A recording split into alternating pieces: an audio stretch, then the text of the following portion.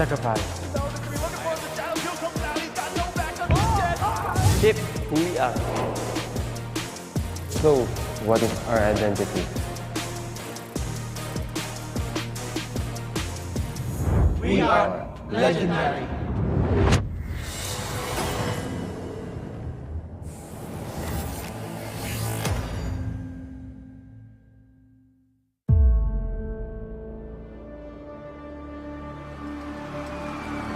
In the history of M Series, no host country has ever won the championship title. No other region has ever claimed the throne. No team has ever secured the championship twice. In this thrilling showdown, 16 teams across the world have gathered once more to seize the trophy.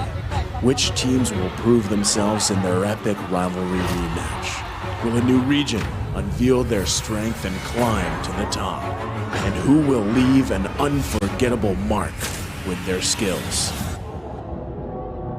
Behold, the old guards, seasoned titans returning to reclaim glory.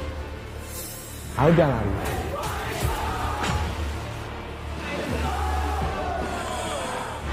Пуយើងខ្លាំងជាងមុន Судьба будет в наших руках. The newcomers, eager to forge their legacy.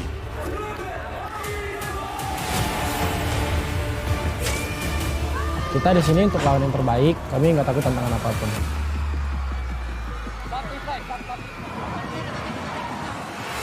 Emerging from the ashes, the rising stars are vying for the spotlight. Kita orang dah tunggu lama untuk momen ni. This is our time. It's now or never.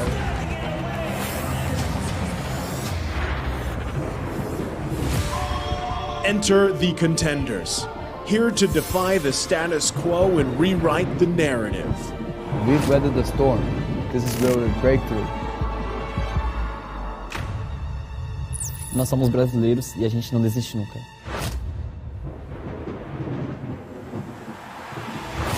The kings, legends in their own right, descend to defend their crown. Kita sudah merasai kemenangan. Ini saatnya kita menguasai dunia. Naitaas na namin ang kampiyonato at itataas ulit namin ngayon. Babawiin namin ang corona para sa aming hari at reyna. Get ready as the stage is set for the most dynamic championship of the year. It all begins here. It's time to see who will be better than great.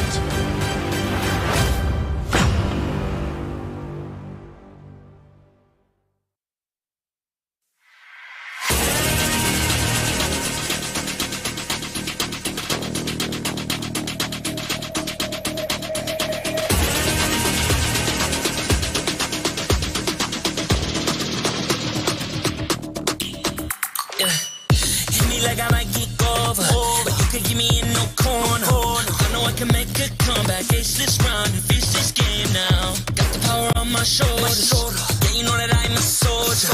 You can keep me off my guard, but you can't keep me from my honor. Nah, nah, nah, I feel like the floor is over, the energy's getting higher. You're saving my arms, 'cause I know just what I got. I got you like a na-na-na, and you know I hold the power.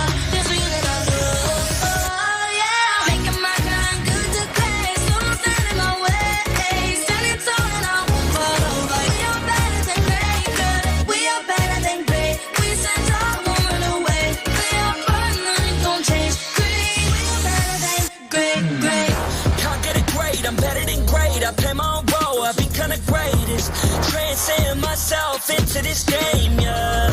I feel the power to dominate fate. Championship mind on top of the week. What's up to the game? Shall reveal. Better than great, that's how we feel.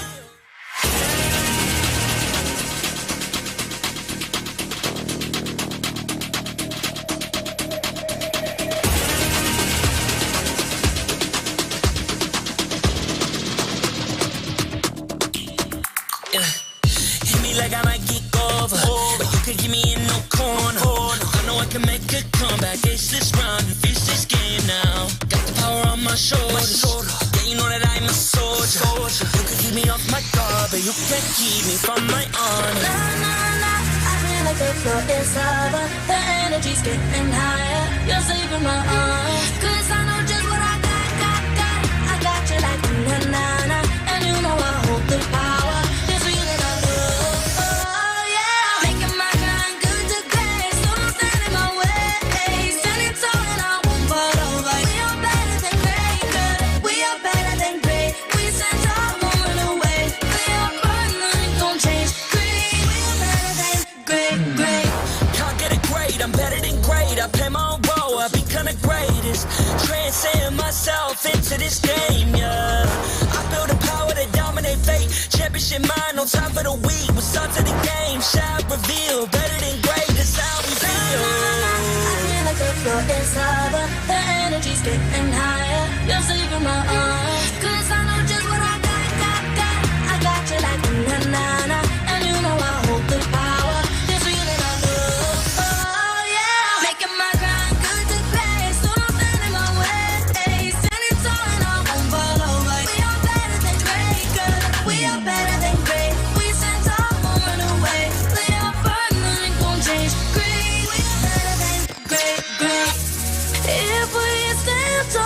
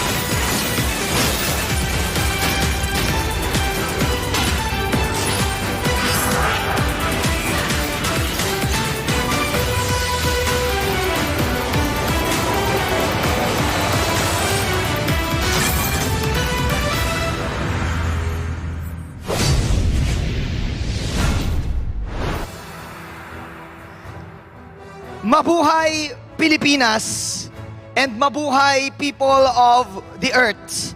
It is me, your kabayas, Manjin Faldas. Welcome to the showdown of the immortals. This is M5 World Championships. As we approach the final day of the group stages, tonight we cement the top 8 best teams of MLBB as we are getting near the knockout stages. First of all, our first series for today, we're going to have Triple E Sports versus Bigatron Sons vying to go out with style. And then we're going to have the Le Champion, AP Bren, up against Team Lil Gun. And then after that, a crucial matchup for Group D. Can the Homeboys flame their way up against the Ohio Brothers? And then finally, how can the Turkish Delight Fireflux fight Blacklist International's ultimate bonding experience? I won't take this any longer. I know that you guys can't wait. Once again, tonight we determine the top 8 and let's all be better than great. Casters, take it away.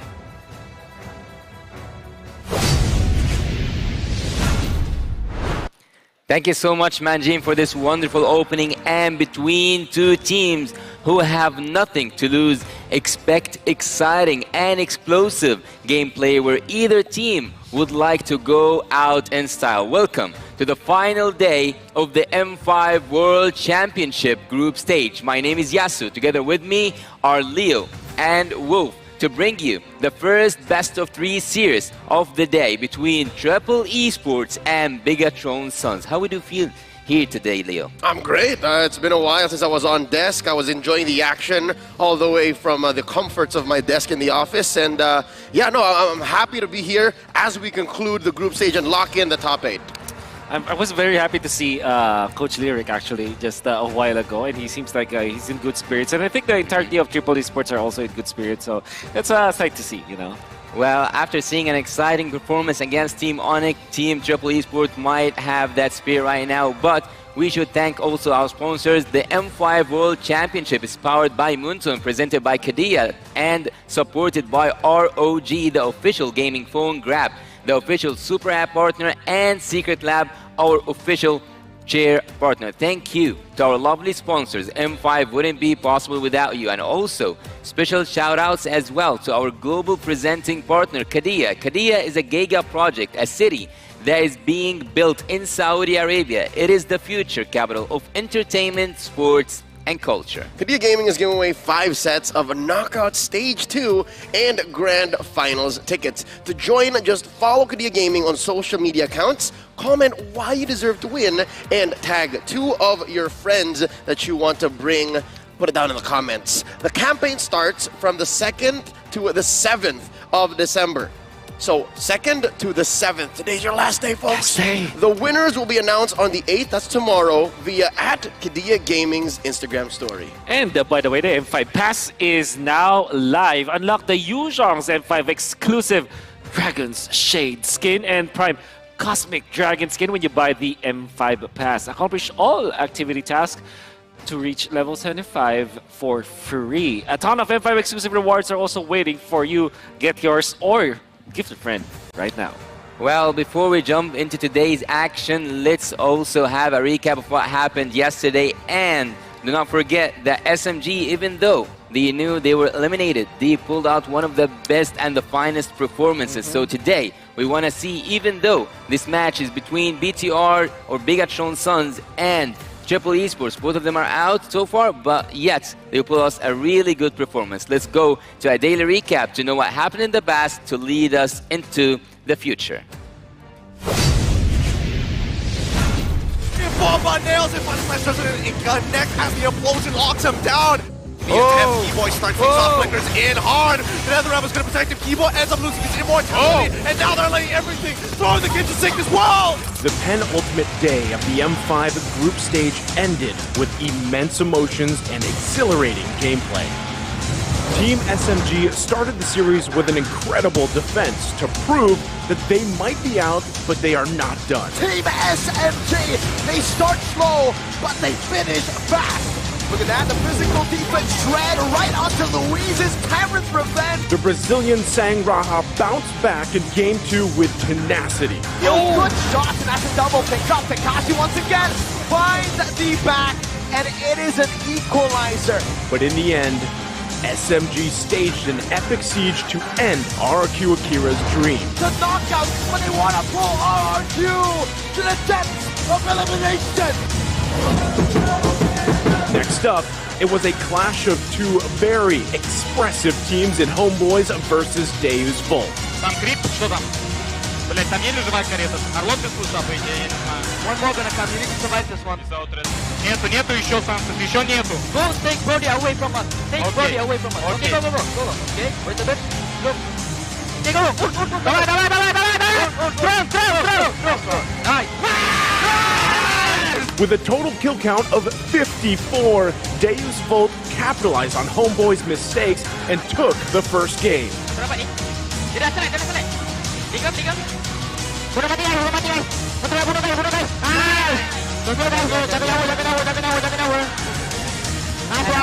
Chibi's masterful joy pulled back a game for the Malaysian team. Wait. Relax. Bruno. Nice. However, Deus Volt pushed on to win the series. The Sky Kings are back in their prime against CU soon. Man, sorry, I'm feeling trying to spend, but Clary's going to be able to secure that long. The back line is going to get attacked so quickly. And now, CW finds a double. Sans gets a mega one place to win. The Cambodian champions were helpless in fending off Onyx's superior rotations. Ministry just done enough in allowing for Kyrie to find multiple kills here on top of the fact that Sans is stolen and Decimate to chain together. And the MPL Indonesian champions claim the top seed in Group A.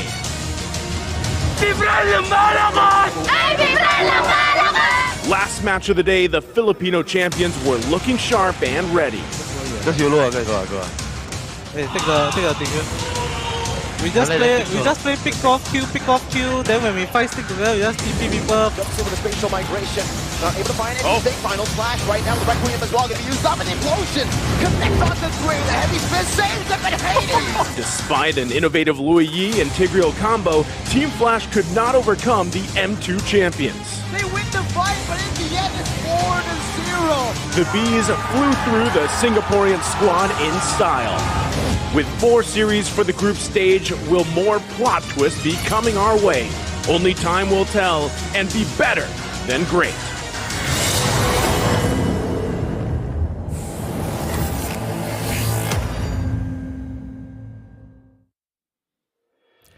Well, right now, presented by Kadia, let's check out the play of the day of Group Stage Day 5, where Razel, rampaging, Brody slaughters Deus Volt with a Maniac. Get 4 kills after this because of their rundown. Look at them. It's like I think we described this as a Royal Rumble, and I'm sure that Leo over here knows a thing or two about Royal Rumbles. That really looked like something like they're just literally chasing each and every one of their opponents. Yeah, no, it also reminded me of War Games! Well, looking here at the group standings, and it's a really interesting group standings we have because there might be a lot of tiebreakers with us today if certain results took place. For Group A, Onyx and See You Soon already qualified, and for Group C, the only one I can tell you for sure is Team AB Brem, but for the rest, Group B, Blacklist International are on a safe side. Fireflux today are playing up against them. For Group D, we still have a lot to discuss during today's matches. Yeah, I think that it's always just about the match win-loss because I read the rules and it's just about series scores for now. It's not about like match scores. And then you look at the 3-way tiebreakers after the head-to-head. Well, seeing that today's schedule will have Team Triple Esports up against Bigatron's Sons in an ongoing out we'll see. Will they go out in style? Who will go out in style? And this is actually a rematch from the IESF because both teams have played against each other in the past, carrying their own national flags. But let's go ahead and see the other game. The AB Brand will be playing up against Team Lil Gun and a tall order for the Mongolian wildcard. Up next, we will have the Ohio Brothers against Team Homeboys, and in a make or break moment for the Homeboys, and we will conclude today's matches with Blacklist International against Team Fireflux, defending the home ground, pride, and the Queen's legacy. And maybe, just a maybe, it's the time to crown a king. It's banger after banger after banger, despite some matches here, in truth, not actually affecting the way we look at the knockout stage. I would still stay and watch, folks. That is the conclusion I'm drawing throughout all the days of the group stage. Sure, some of these teams have fallen. Sure, some of them are not going to be in the later days of M5. But if you want to learn about the game, if you want to see moments on the grandest stage of them all, then it's worth it. If you actually missed out on the past few days, go scrub back. Go scrub back when we're done with today's broadcast. Yeah, I think almost every match looks like it doesn't matter. Well, this one in particular, it doesn't affect the standings. But if you go over to AP Brand versus Lil Gun, there is a chance. Obviously, we look at the AP Brand because of their performances. Was back-to-back 2-0s. You would think that there will be no chances at all for a tiebreaker in that region, but there is a chance. And then if you're looking at TOB versus Homeboys, it's even more important because literally TOB can drag Homeboys with them, or if Homeboys wins, it's an automatic tiebreaker.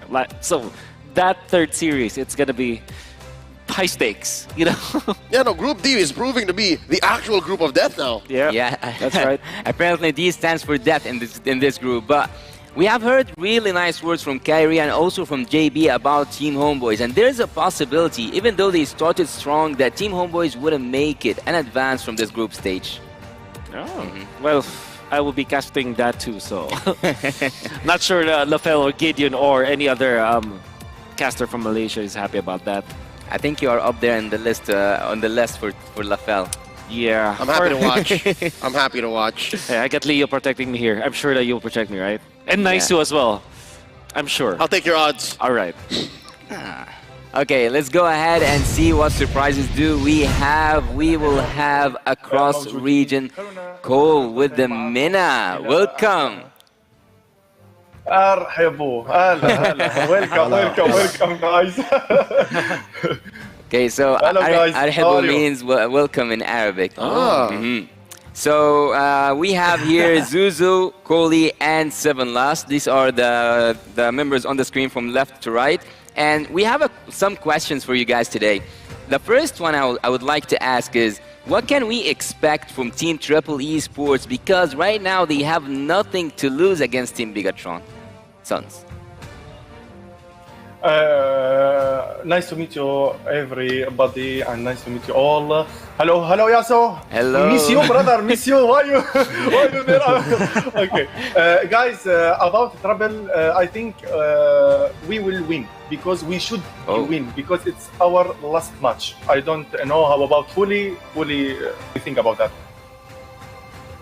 First of all, I would like to say hi, everyone. Hi. I have a special hello for Yasu. How are you? And also, What do you expect from Triple today? We all miss you here, Yasu. Oh, me too. From Triple Esports, I expect a win for sure. There's no way that Triple Esports can lose this best of 3. It's the easiest 2 matches that we will have at this group. So there is no excuses. No excuses. Sure, it will be 2-0. High expectations. It will be 2-0. Yeah. Oh my God. So there is okay. I want to also know about you, Seven Lost. What do you think of today's match? Before we go to the next question. Okay, like we saw last match against Onyx Esport, Team Onyx. We saw it's a very good match. Where it was first match was an enthusiastic match. Okay. Yeah. I think we today will see 2-0 for Triple Esport. Wow. This is يعني like about the game. Yeah. We all expect that. So all of the MENA region can... Yes? Yeah. Second thing, we're really happy to see you, Yasu, on the main stage of M5. Wow. Thank you. I'm also happy to see you guys and have you with me here today. And it seems like all the MENA casters are saying it's a 2-0. Some of them even say this is the easiest match and it should be a 2-0. But speaking of the people here on the screen, we can see that there's the flavor of MENA's MLBB. And speaking of the flavor of MENA's MLBB, we actually cannot forget that Leo was leading Team Occupy and also Team Falcons to the international stages. So how do you guys feel that this time we don't have Leo leading the MENA region? Do you think MENA is in good hands with Triple Esports? Let's go, Khuli. Mike, you're with you. Okay, it doesn't matter if Leo is not here because yes, already Leo transferred all his experience to the other teams. Also, Leo been with the Team Falcons that faced Triple Esports at the final of our MPL, and Triple Esports won already the finals. So if Leo could do something, he could win the MPL. He didn't win our MPL, the one who won was Triple Esports. That's why they deserve to be at the M5. And today, I'm sure they will show us a performance which will be amazing and everyone will be happy. Nice. To wrap this up, I want to take a message from you, Zuzu, to the MENA region. Not just that, can you tell us a little bit, just a fast answer here, about how did the MENA advance or how did the MENA go in 1 year period of time? Okay, guys, in last year, our region has been growing more and more. And organization have begun to support our player more and more. Nice. And our player have begun to take the esports in Mobile Legends seriously. And I think season and after season, everything will get better and better, I'm sure. Nice. Thank you, Zuzu. Thank you for all the MENA region casters. It has been a pleasure, and see you guys soon in the MENA region. Bye-bye. Bye. You know what? My only real disappointment is I never got to talk to them. It would have been nice if you introduced me and Wolf, right? I wanted to ask him, is it okay to call them Ariasta as well? Yeah, it is. All right, that's the only thing, man. I got a couple of questions, but we only had so much time. Yeah, and I'm happy that they are very confident about their team. And okay, so it sounds very confident when they say that this is like the easiest matchup there will be. I think, but we might have just been lost to translation. I think the real translation is like. It is the team that they can actually defeat and show up. Low pressure. No pressure at all because they don't have anything to lose anymore. Well, speaking of the game, to officiate the M5 World Championship, we have our marshals making their way onto the stage. They are here to ensure the fairness and integrity of our game.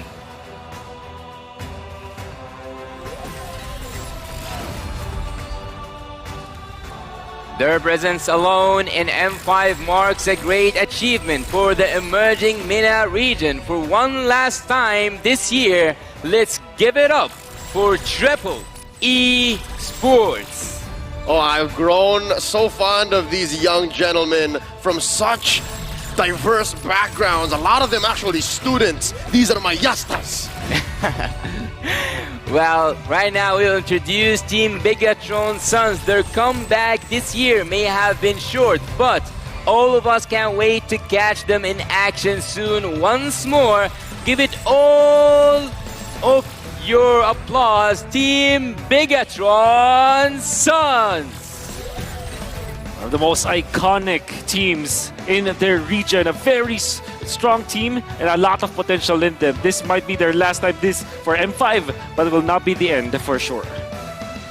And now introducing the coaches and analysts to guide our teams to victory. For Triple Esports, Coach Lerak and Analyst Suzu, and for Bigatron Sons, Darkness and Neo. And right now you'll see some fist bumps just to show the spirit up there on the stage. I almost forgot how huge of a man Coach Darkness was. I first met him at 2021 in M3, and seeing him here, still bouncing back, facing off against Triple Esports. I think both teams are actually loosened up. Both teams are feeling very little pressure. Both teams will perform, And I'm excited to see Sano, Tarzan, Sanji in the XP lane, by the way. Coffin and the Troll show up and show their best because, again, this squad right here has great promise for mechanics. They're good fundamentally. They're very smart and connected. It's just that maybe when it comes down to the late game, they lack the vision. Yeah. And now we're going to be facing up against Bigatron Sons from Brazil. A little bit of change here as Superuba, Buzijo, Black, Syndra, and Akashi will be the ones playing for their team. I'm very excited to see them as well. How can they perform when there's nothing else that they have to think about? They just have to play the game. Because I think that when you look at Brazil as a region, that's how they play actually. Like when you look at the MPL, it was very colorful. At the same time, it's very action-packed. And maybe because of the fact that this is the time where they can show who they really are. This might be the most entertaining that we'll ever see BTR. Well, as we said earlier on today, this match actually happened and took place in the IESF.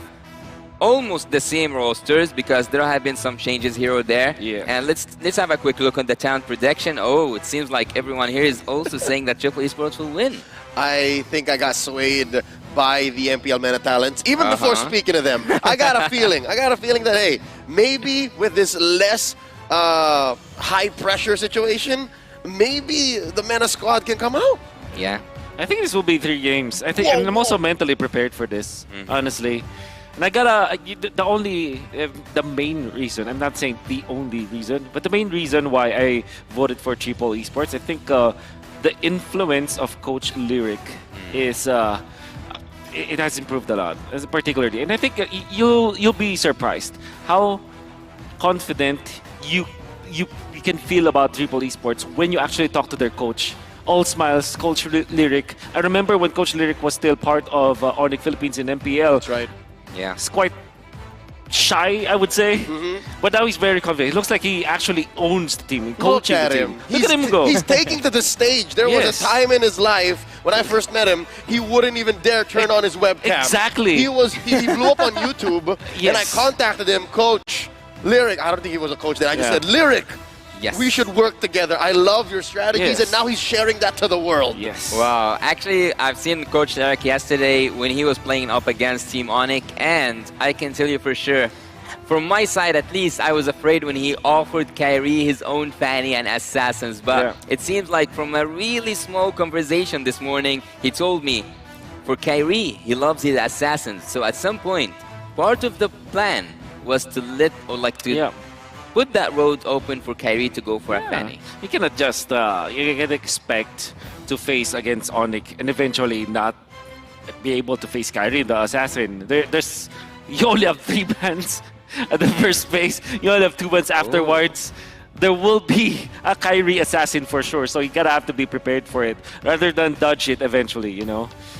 And looking here at the audience predictions, a slight difference from Saudi Arabia. Did you see that? Yeah. A percentage. One. That's it. Oh my God. All right, maybe even Saudi see something. Maybe, BTR Sons look different today. They have nothing to lose and everything to win. They can bring a victory back home. Also, not just that, a revenge story from the IESL. Yeah, that's right. If I'm not mistaken, it will be... it was Triple Esports that overcame. Yeah, 2-1. Sorry, the 2-1. It's one of the more exciting matches that we saw in IESF. I honestly thought that either of these teams can get into the finals, right? They were, of course, hindered by eventually beat. It wasn't. It was Team Indonesia with BTR, right? It was eventually the one that went to the finals. But I think that anybody could have gone to the finals for sure. Here we go. No more talk. No more speculation. It comes down to the draft. How you perform, how you execute. This is where it starts. It's a BTR. Sons on the play, batting out the Kadira.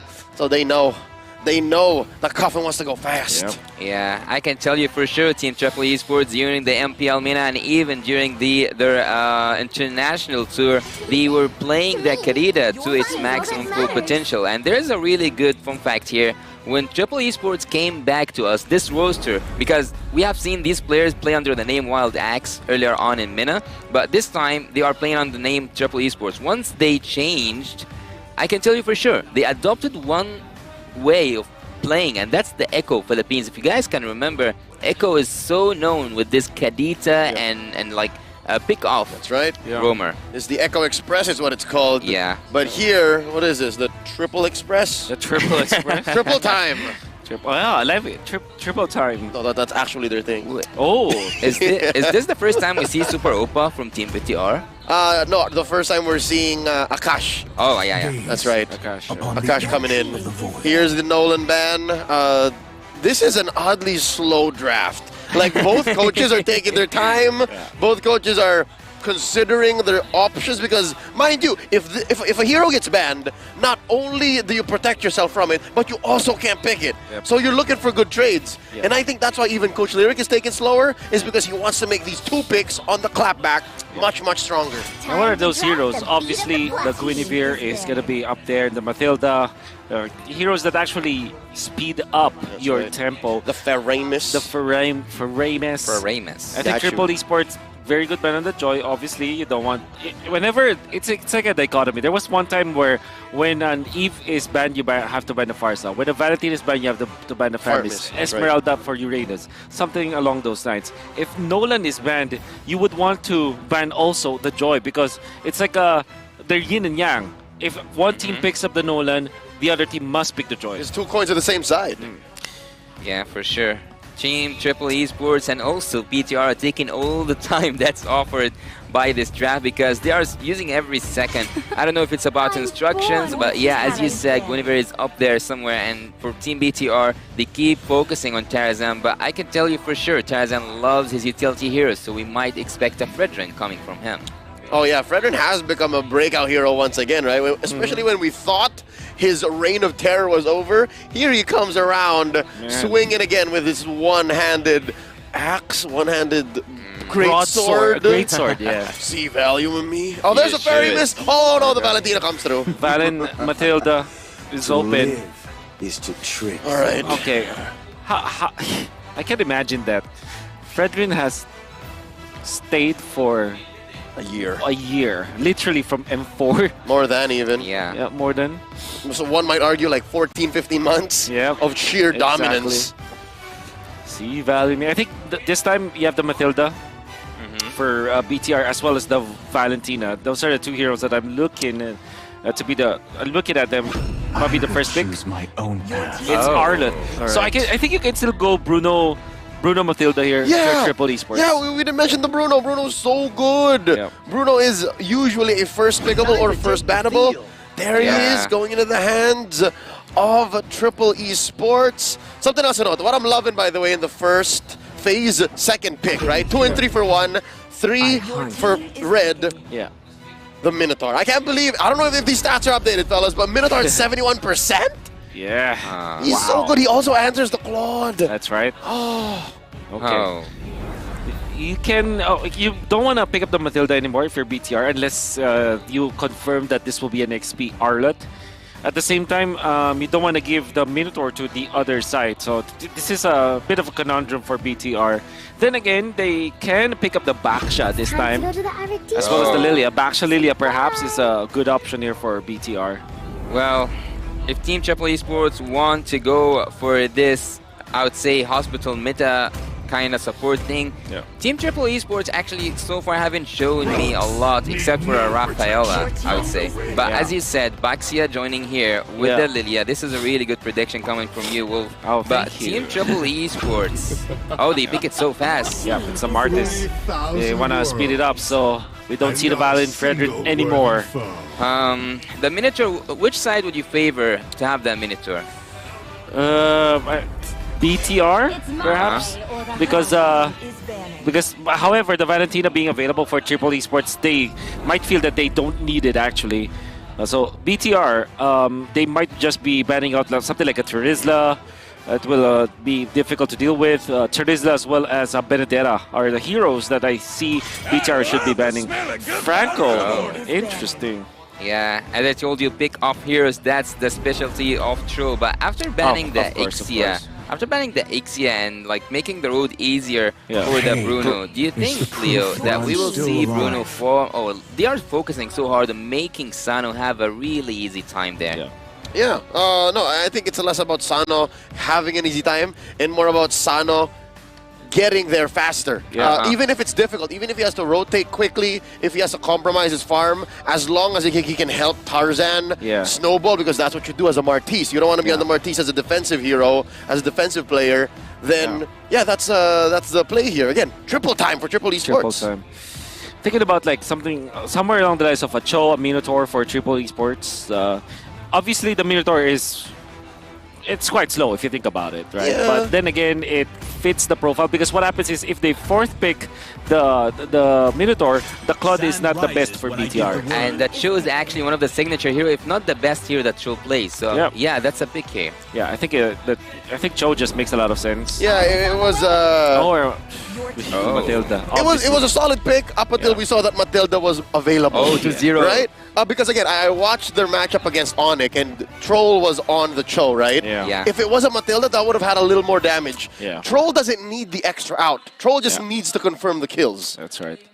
Helping with the disengage, having that Matilda, do you think that Team Triple Esports will have the better rotation or the faster one at least? Yeah, it's Martis Matilda. It's pretty strong. So then you have the Valentina. Triple time for Triple Esports. Matilda. Yep.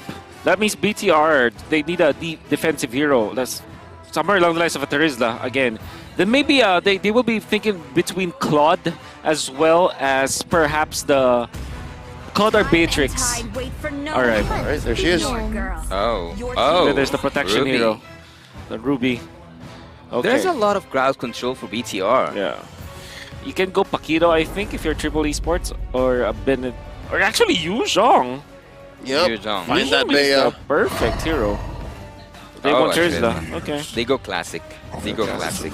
So after seeing the draft from both sides, which side are you leaning towards? I think that BTR have the most crowd control. And you do love that. Yeah, for but sure. do you say that they have a better draft here? The Matilda plus the Martis is just such a scary duo. And then if you add in the mix the Valentina, they have a Ruby, which is, I mean, BTR, they have the Ruby, but it might not be enough. It's a defense hero, but against like a Matilda, Valentina, Martis, it's gonna be difficult to deal with. So I think I'm leaning more towards Triple Esports here this time. Well, in terms of defense, I would go with Team BTR. I bet they can hold on a really good defense, but I don't know if it comes to this. But let's go to the Land of Dawn. Game 1 in this best of 3. Again, the gloves are off, pal. No holds barred. No inhibitions.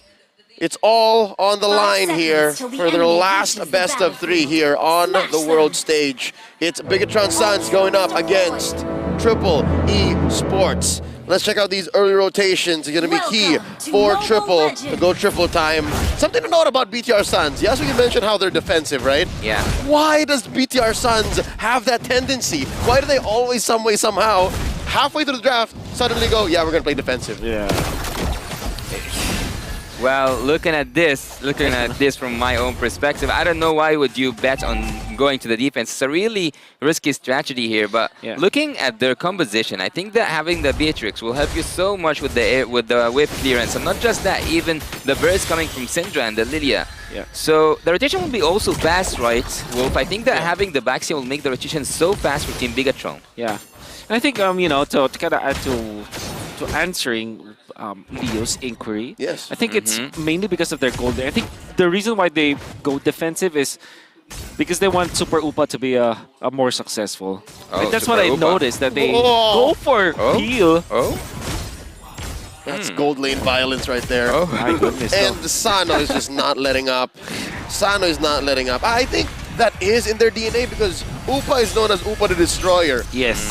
Different from many gold laners or many athletes in our great esport, he doesn't like attacking heroes. He likes attacking objectives. He likes attacking turrets. Yeah. So I understand why you want to play defensive. You want to kind of have pressure elsewhere on the map so that Upa can do Upa things. Well, even though I kind of expect to see Syndra controlling that mid lane wave, but it seems like Coffin is the one pressuring. Yeah. And you can see the Triple Esports, they're taking advantage of this Matilda plus the Valentina lane. They're already bullying Syndra as well as Akashi. It's gonna be pretty critical eventually. Sanji, the XP leader. Troll commits the flicker, down to a third of his health. Popping that regen. Tarzan with the pull. Turtle here, seeing that close to half health. Gonna get soft reset. Akashi coming through. Turtle stays. Health at a fourth. Look at Boozy. Boozy holding down. Puissance comes through. Tarzan secures the penalty zone from Sanji. Buzizio coming from the side, helping Akashi secure a kill. Circling Eagle. Oh no, Bigatron Suns collapsing. Triple unable to capitalize on their turtle take. And they are going to have to back off. What a turn from the Suns. That was really good coming out from BTR when it comes to the killing, especially because Black eventually got into position. However, imagine if Akashi just landed the stun while they were going for the 50-50 retry battle. If the timing was a lot better, BTR could have really taken that turtle. But then again, they got the kills anyways, and Triple Esports will just trade off when it comes to like that turtle fight. Well, speaking of Buzizio here, I would say that he was nearly down from the side of Team Bigatron, and when it comes to that trade, it was a kill to a turtle, which ties the numbers here. Team Triple Esports actually are trying... Oh, what is that? Buzizio jumps onto Tarzan. Wrong target. Use the iframe, dodging the stun. Down under. It's a 1v1 between the Arlet and the Terizla. They're just waiting. Circling on Syndra. Uses the flicker, still has 1 HP, does not need to use the black shoes. Bigatron Suns gets away. Wow, not having a mana and living like that? What an escape from Syndra. Up lane though, it seems to be like very Sano-sided. As you can see, he's level ahead of Super Upa. Super Upa eventually will get to level 6, but when it comes to gold, that's 300 gold, and obviously the Has Claws for Sano picked up very early means that he can sustain himself. Buzizio. Look at the lifesteal from that. Yep, he doesn't mind. And Coffin is just around the corner. So is Troll. Sano, he knows, not gonna force it. Barely in range of this gold cart. He's alright. Yeah, tying the numbers in the top lane and then going back to the mid lane duties. We can see that the turtle fight is about to begin between Team Triple Esports and Bigatron. And so far, Black is the only arrival from the XP lane. But Sanji with the flicker, he can pull off something. Huge presence from both teams. Circling Eagle on the Black, does not cancel it. Sanji misses the penalty zone, no one home. Final slash coming in from Black. Flickering on out, Sanji here, down to half his health. Guiding wins from Troll, thank you very much. Turtle gonna get reset here. Triple Esports gets nothing as a Bigatron Suns circle around, patrolling. They know the objective still stands. Yep. Tarzan almost level 8, Buzizio's just level 7. There's a chance that Triple Esports just waits out their level advantage onto Tarzan. And they may just be waiting. Look at the clear on the mid lane. Gonna be focusing on it. And yeah, Tarzan eventually get to level 8 because of the Lethal Wanderer. I wonder. I cannot help but to wonder why there is no focus whatsoever so far on the turrets. No one committed to any turret dive yet. Here we go. We'll get the answer in just a bit. Penalties on one more time. My God. 4 big targets for Sanji. Akashi falls. Next up on the docket is Black. Tarzan finds the decimate and converts straight into a turtle. Triple Esports going triple time. And that was a turtle dance, if I haven't seen anything before coming up from Triple Esports. Very well done, because Coffin was actually baiting out BTR Suns, and when they clumped up together, eventually there was the flicker towards the penalty zone play. Then Coffin just activates the black shoes. All of a sudden, he's in front of everyone, landing the first second combo, the 1-2 skill combo, and then they just died afterwards. What a turtle dance from Triple Esports. Wow, it was a perfect gameplay out there in the bot lane, but also the brothers' instinct coming from Cho, saving everyone. And now we can see an engage from Cho as well. Uh-oh, Circling Eagle committed on the 2. That's Tarzan dancing on up. Oh, nice pull. He's offended. Troll taking a bit of the turret damage. Syndra pops him, drops him, stopping Triple Esports from assaulting Bigatron Suns jungle. Tarzan goes as well. 2 for none. Bigatron Suns.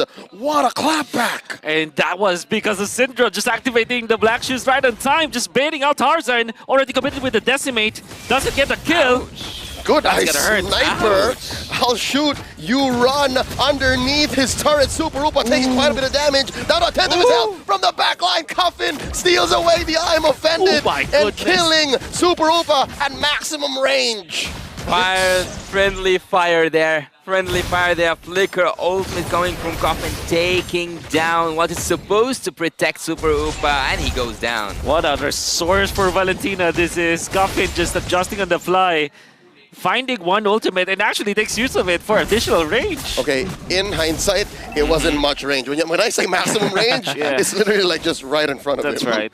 But he did what he did, right? Yeah. He did what he needed to do. That's a big target. That's a massive target. In fact, one of the better usages of the flicker coming out from Coffin.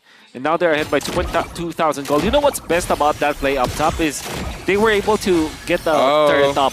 So they were able to push. Yeah, no, and they're also making space Whoa. for this turtle takedown bottom. Cyclone Eye displacing Buzizio, at least getting him out of harm's way as Triple E Sports puts eyes on this final turtle of Game 1. Less than half health. No one from Bigatron's Sons actually contesting. Tarzan scores, but a lot of space made up on top for Black. This fight in mid waiting to happen. Both teams playing footsies, checking. 5 members from Team Triple Esports walking together, clearing the way for a third turtle, actually. So when it comes to neutral objectives, Triple Esports have a triple turtle. That's right. Now that Not means wrong. Genius 1 for Coffin. Oh, the Exhort Boots! Didn't think that I will see this in M5. Oh. Gotta be the Exhort Boots on Coffin. We go. Was it? It is. Just recently picked it up. Before the item graphic showed up, Coffin actually picked it up. That's why it didn't reflect. I was staring at it, yeah. Yeah. Like, that's not the Exhort boost, but we'll check in just a bit. Black here, in trouble. 2v1, commits the flicker. Tarzan. Chunky enough. Vengeance from 1, vengeance from 2. The real fight down bottom in the jungle. Akash committing the flicker, and the old Sano gets taken down by Super Upa. I don't take down turrets, I take down gold laners, son. As Coffin comes in, steals the black shoes, places him right in front of Super Upa. Not a good place to be in when you got a fully cocked and loaded Beatrix. They both disengage. Triple Esports, you saw that. For some reason, Sano was in the middle of everyone, and that's actually a massive play coming up from BTR. They clipped the lead down to 1.7k. They're still trailing a lot. And here comes Tarzan, not going to be able to land any assassination play. Yeah, when it comes at least to objectives for me, for the third special, Triple Esports are doing a really decent job here, but Team Bigatron once now, and right now actually, even though they are behind in gold, they can go in and dig into the turrets. BTR, I think they kind of gained the confidence after the last team fight, right? That's why they call him Super Upa, man. Upa the Destroyer, just taking down turrets. Even if they are behind by about 2,000, he's still finding a way. Syndra, black shoes into the Cyclone Eye, not enough to stop Tarzan. And the fight continues. Super Upa underneath the turret. Oh, that could have been disaster if he didn't flicker out. Good tumble and then flicker out. Final slash on the cuff and stole away the black shoes. Wolf, you were saying. Well, yeah, good tumble and flicker coming out from Super Upa, but that means that a lot of ultimate as well as resources are spent. Lord, onto BTR side for now. That's a good pull coming in from Buzizio, but they are a man down. Troll commits a circling eagle. Akash keeping them in place. Look at this. A big all collapse onto Buzizio. As he uses the puissance, they take out Troll. The Lord. Sanji's penalty zone, not in a good position. No follow through. It was all just a sham. It was smoke and mirrors. We were actually going for the Lord. Triple Esports scores. A circling eagle carrying both brothers together, taking one, or at least zoning Team Bigatron away, and a sacrificial lamb there to secure the first Lord for Team Triple Esports. And apart from that, Sano positioned himself well. There it is! Literally in front of Buzizio, the Exhort Boots that you are looking at. I guess for some of the viewers that may not be familiar about this, we just use it in the Philippines, where we don't really literally call it Exhort, but it kind of sounds good though. Yeah, it was made popular by an old MPL Philippines veteran, an MSC champion, an MPL champion, Dexter Exhort Martinez. Isn't it too early right now to see the roaming boots on the Valentina? Yeah, it's already 8 minutes. You saw that in 8 minutes, so it won't matter as much. So, yeah, it was neither early nor late. It was just the right time. Here we go, Sanji coming in, looking for a big penalty zone. They find Black, they do find the turret, so it's enough to zone him. Going down to that bot lane second turret, they can make Bigatron's Sons stay behind their inhibitor turrets, and so far they are successful. Team Triple Esports are taking one objective after the other.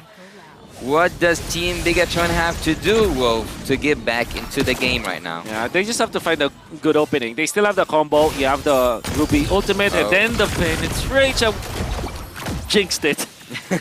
I would have said that they should be conserving that penetration onto valuable targets, especially if they lock down targets. Let's just say they have the pull already from the Don't Run Wolf King. If you layer that up with the penetration, there is a lot of damage that can come out from that. You have killing potential already. Then you have the follow-up. Anyways, if stragglers come up, for example, like the Valentina, if that Valentina survives after the penetration, you still have the Lilia anyways. You still have Buzizio to chase it down and Black with the initiation. So Bennett's Rage is going to play a very important role here for BTR. I think that Coffin at this moment is so annoying to Team Bigatron because he doesn't just disengage with Troll's second skill and also having that heal. He also have a heal, or like a roaming heal shoes for his own. Not just that, he also always steals the black shoes. So at some point, I think that Triple Esports and Coffin especially is so annoying to Team Bigatron, hard to catch. Yeah, no, it changes the tempo of the battle. And it already gives Bigatron Suns defensive lineup another layer of aggressive engages to worry about. So Triple Esports, yeah, no, this is a good way to keep this almost 5K gold lead up 13 minutes in. With the Wind of Nature available there for Sano as they are gearing up now for the next Lord fight. 1,000 gold ahead of the Beatrix. Still is a very difficult situation now for BTR Sun, especially because Tarzan is level 15, Buzizio is fresh off of level 14.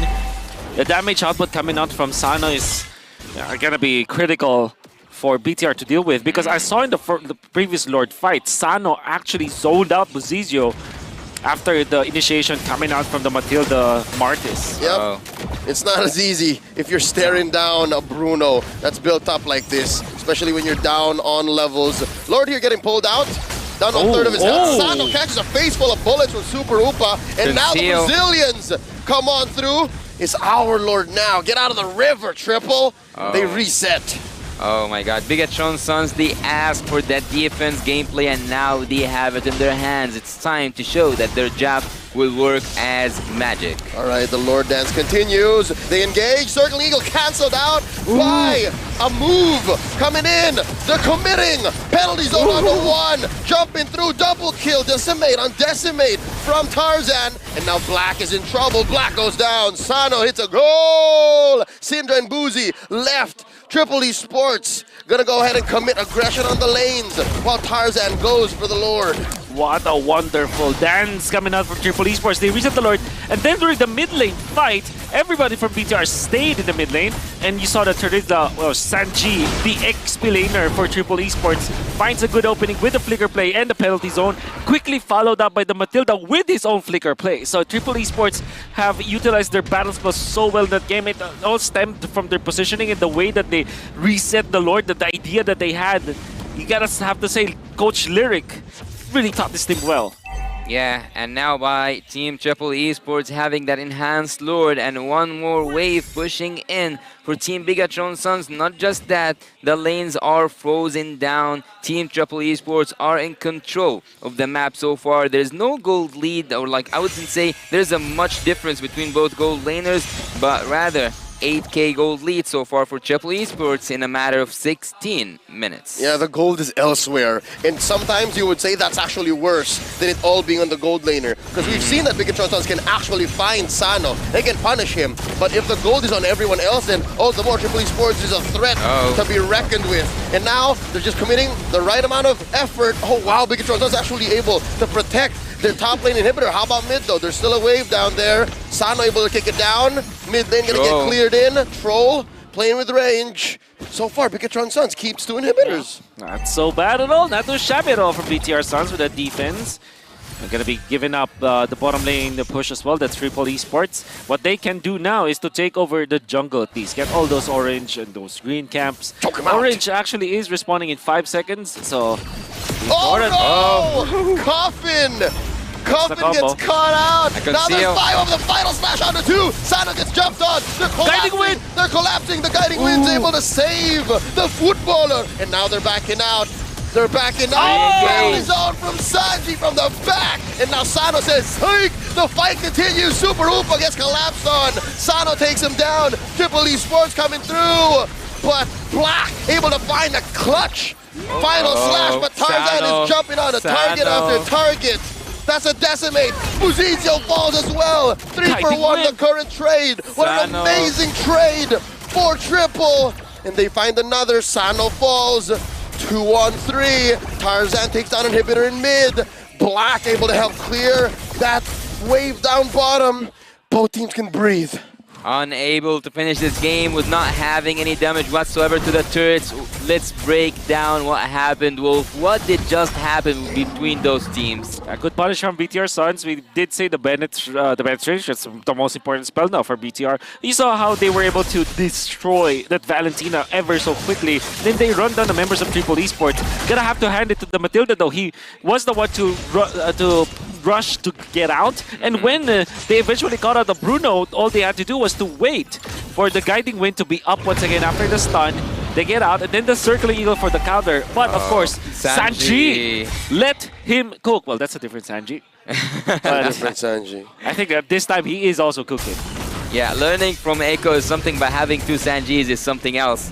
Let's look here. Team Triple Esports are trying to zone or like to control this Lord area, but still Bigatron Suns can go in and commit to it. Having Black as a sacrificial lamb, having Black to go in and just disrupt the composition or like the positionings of Team Triple Esports. 6K, I wouldn't say that much of a lead in late game because Bigatron Suns have the defense needed and have the damage also needed. Well, Zizio at some point I saw that he's not completing his items, meaning that he's trying to defend multiple damages or like trying to absorb as much damage as he can with the gold he have. I wonder what play Coffin as well as Troll will be trying to do down the bottom lane. Yeah, they're just gonna be clearing it out. They're gonna try to win this Lord Dance once again, and that's the long lane. And at the first set of trouble, they just back out. That's right, forcing Sanji to use the Winter Trunks, and it all caught all those ults. What a play from Sanji. Now, Triple Esports, it's their turn to turn around. Big circle plus a penalty zone. Sanji's turn to clap back. Super Upa finding the ground. And now it's a 5v4 as Triple Esports goes in. Guns blazing. Aggression. Pulls to the wall. Putting pedal to the metal as another falls. It's Black. Now a 5v3. Triple Esports let go of the Lord. They thought it was endable, but the waves in mid and top aren't exactly where they want it to be. They want to focus on the bottom lane. That's Sano as well as Troll. And then it's going to be Tarzan to take over the Lord fight. Sano even might be interested in getting the orange. No, it's not. It doesn't have the time. We confirming the push. I think that the Lilia will have enough defense for this after the third push. Yeah, having the best of both worlds. Akash with the Eye of Offended. Syndra uses the black shoes, putting himself up back to full health. Triple Esports just buying time. Bigatron can't leave the base, confirming all but this Lord. Clearing the jungle, taking the Lord, also making the map wide open. There's no inhibitor turrets whatsoever. The Crystal is wide open for the taken team. Triple Esports are now in the driver's seat. How do you stop this? Gonna have to prepare your glooms as Syndra. Gonna be setting those up as a trap. At the same time though, it's 20 minutes in, so the charges will not be, the charges will, the cooldown for the charges is quite fast. Especially because of the updates onto the Lilia. In the late game, it's actually a pretty strong hero when it comes to defense as well as offense. Well, I really do like BTR, as I said earlier in this draft. I said that BTR have a potential draft that can go for a long defense. Also, Leo agreed with me on that. And right now, this is the ultimate test for them. With Ruby, with the crowd control coming from her, also from the Arlet, with the clearance that Beatrix can provide. Also, the Lilia. Let's see what's gonna happen. Circling Eagle already from Troll, just spacing out those two backliners from Bigatron Suns. Lord gonna get taken care of. Penalty zone by Sanji. Already up, popping Akash's immortality. And Black here down to a fifth of his health. Sanji losing his immortality, using the Wind Trojan one more time. Guiding Winds out of harm's way. Bigatron Suns holding on, just clearing the way. One more Circling Eagle. Big catch as Muzizio gets knocked up. The penetration clearing the wave. The base here at half health. Final slash. But only before Akash falls. The base has gotten overloaded. Triple Esports take game one. Sano just scored a goal for Team Triple E Sports. Having that crystal wide open was just what he needed. A great draft coming up from Triple Esports allowed them to play their own playstyle, their gameplay of very fast, triple time. That is the strategy now for Triple Esports. You saw how well they utilized this Matilda from the start up until the finish. Laning stage, they utilized that Matilda and the Valentina to kind of bully the Lilia out of that lane and then eventually transition into the Turtle. And you're gonna have to hand it to Triple Esports as well. They showed us a turtle dance in the first Turtle where they were able to win it with their ultimates that they've had. They're even like resetting the Turtle at certain points. It was a pretty smart way to deal with it. And then, come the mid-game, their Lord dances were even more beautiful to watch, you know? Well, I really do like about the draft and about how the way Team Triple Esports executed, and especially there's one member, Sanji, whenever he's there, whenever he have this flicker, and at some point we will see it in the highlights when he used that freeze, taking all these ultimates, that was perfect. So good. That one moment in that bush. Yeah. Sanji bought what? 3 ults. Yes. He forced out 3 ults to no response. And I love 9 out of 10 of his penalty zones. Amazing. But who is worth getting the MVP? Oh, was him. It was him all along. Sanji on his Terizla. And I think even the first Turtle fight was because of his good usage of the penalty zone. And remember the mid lane where it was actually the big turning point for the entirety of Triple Esports. The flicker play that caught the Beatrix immediately followed up by another flicker play coming up from the Matilda with the guiding wind to bring out one damage dealer to eventually overrun the Beatrix and then win the team fights for them. You're going to see through the highlights how good these penalty zone usages were. Yeah, indeed. We will see together right now the highlights, seeing Sanji and his penalty zone. This is the first one. Going to be a very beautiful turtle dance, in fact. Sanji taken out, and Tarzan gets it. And then we're going to see it again. 4-man penalty zone, of course, followed up by a lot of damage coming out from Triple Esports. You're going to see it once again. Try for the invade this time. It'll be another good penalty zone coming out from Sanji himself. Tarzan eventually taken out, and they were duly punished from their transgressions. Try to chase Syndra, but look at those flickers. Unfortunately, it will not be enough. They will be taken out once again. Look at that. Sanji catching Super Upa. The immediate flicker from Troll, and then Tarzan was there to finish it off. It was like it was an alley-oop if you think about it, or maybe it's like a baton pass, you know? Like a relay where everybody was just running. It was a marathon for Triple Esports, whereas for that side of BTR, they are just going to be ran over because of the speed of tempo play coming out from Triple Esports. Yeah, no, it was a dive on dive on dive. If anything, the guiding winds was only really to course correct. It was only to really find a better way to re-engage. And here towards the final moments of game number 1, you'll see that the counter maneuvers, or how do I say, the turn from BTR Suns got overloaded, and so was the base with all the minions coming through. Yeah, and Sano obviously knowing that there's no final slash anymore, not a problem at all. Goes in for the base, eventually the base building, and then takes him out. That's going to be Triple Esports winning game number 1. Nothing too fancy when it comes to the emblem choices for teams. One thing that I do want to take note is that it's Impure Rage on the Matilda, which means that the poke that you saw coming out from Troll as the roaming Matilda was actually very painful. That's the reason why this Akash Ruby as well as Syndra Lilia really struggled in the mid lane. The pokes that came out of the Matilda allowed them to win the mid lane, which also meant that the Valentina had significant amount of gold advantage over Syndra in the early stages of the match. Well, I cannot help but to admire also Sano's repositioning with that Bruno, using the help that was offered to him by Troll. And there's something that will make you guys, will put you guys in shock. He is a jungler. He's not even a gold laner. He had to adjust after the problems that the gold laner of this team had. So Sano, with this gameplay, I think he quite got experience with Triple Esports. Yeah, no, it makes sense also because he's the rich guy, right? Yeah. He's in the gold lane, but as a jungler these days, you know that you always have to be picking up something from your creeps somewhere on the map, and that he took that play style of being a jungler into now his role as a gold laner, and it shows. And you can see that eventually BTR will be able to prolong the game. That kind of tells us that, okay, BTR, they're not pushovers. They know what to do. They drafted this set of heroes because they know how to use it. There were important moments for Super Upa to land the Bennett's Rage. And you saw that it was able to eventually take out Coffin, but you gotta expect more from him. So maybe come the next game, they want to activate Super Upa more if they are going to play for the Beatrix once again. Because you understand what they wanted to go with it. Final Slash, you have the Ruby Ultimate, you have AoE lockdowns that could have been great as a setup for the Bennett's Rage to eventually make sense of this Beatrix.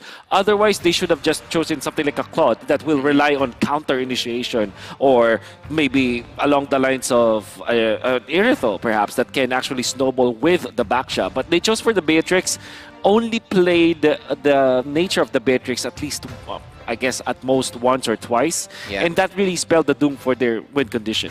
Gentlemen, is it just me, or throughout M5, I have casted 2 out of 3 BTR series, right? They somehow always find a way to be a defensive team. They always find a way to draft defensive, to rely on the turn, and it's weird when you're fighting against a team that is so aggressive. This is what happens.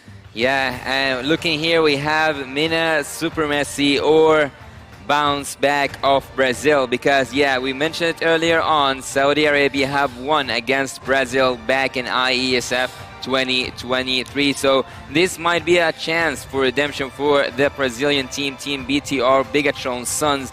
But there is something about the last game that I need to address here, which is Buzizio with the Baxia. He was able to rotate so fast, but at some points I think he was kind of out of formation, and he was caught quite a lot by Chul himself, because he's now in the picture. I want to talk about Chul. Yeah, it's mainly because of the nature of the hero. Like, if you win the lanes as the roamer, as the mid lane matchup, you can mirror now, or at least mark where the enemy jungle is. And there was even a time where the Matilda went in for the play, for the zone outplay. This was the Lord fight, and then the Martis was there together with them. Then eventually the Terizla to zone them out. Eventually the Terizla will be taken out, but Bozizio cannot position himself around the Lord because Sano, the Bruno with the Wind of Nature, was actually on to him, landing the crits, and he cannot survive that because he's well underfarmed.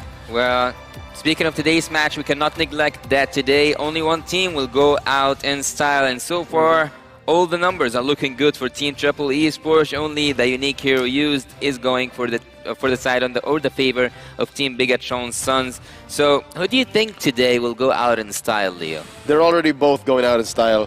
To be honest, I've noticed that there's this trend or this tendency for BTR Sons to play a certain way. That's their style. And if you have an identity, that's better than still figuring it out on the world stage, right? That's right. And especially because of the fact that they're choosing their comfort pickups. And this is where I can say that Triple Esports looked confident. You can see like Coach Lyric was like this, and like he was just like really just laughing about.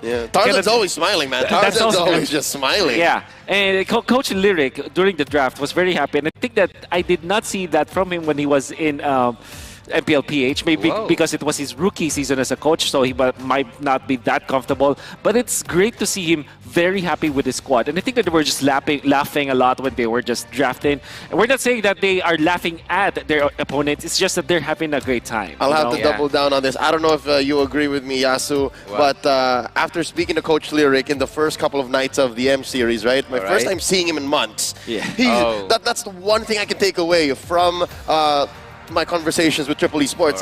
Coach Lyric and the boys are so happy together. They are just so in sync, and they even shared with me a little inside joke, and I think it was on their whiteboard in the dugout.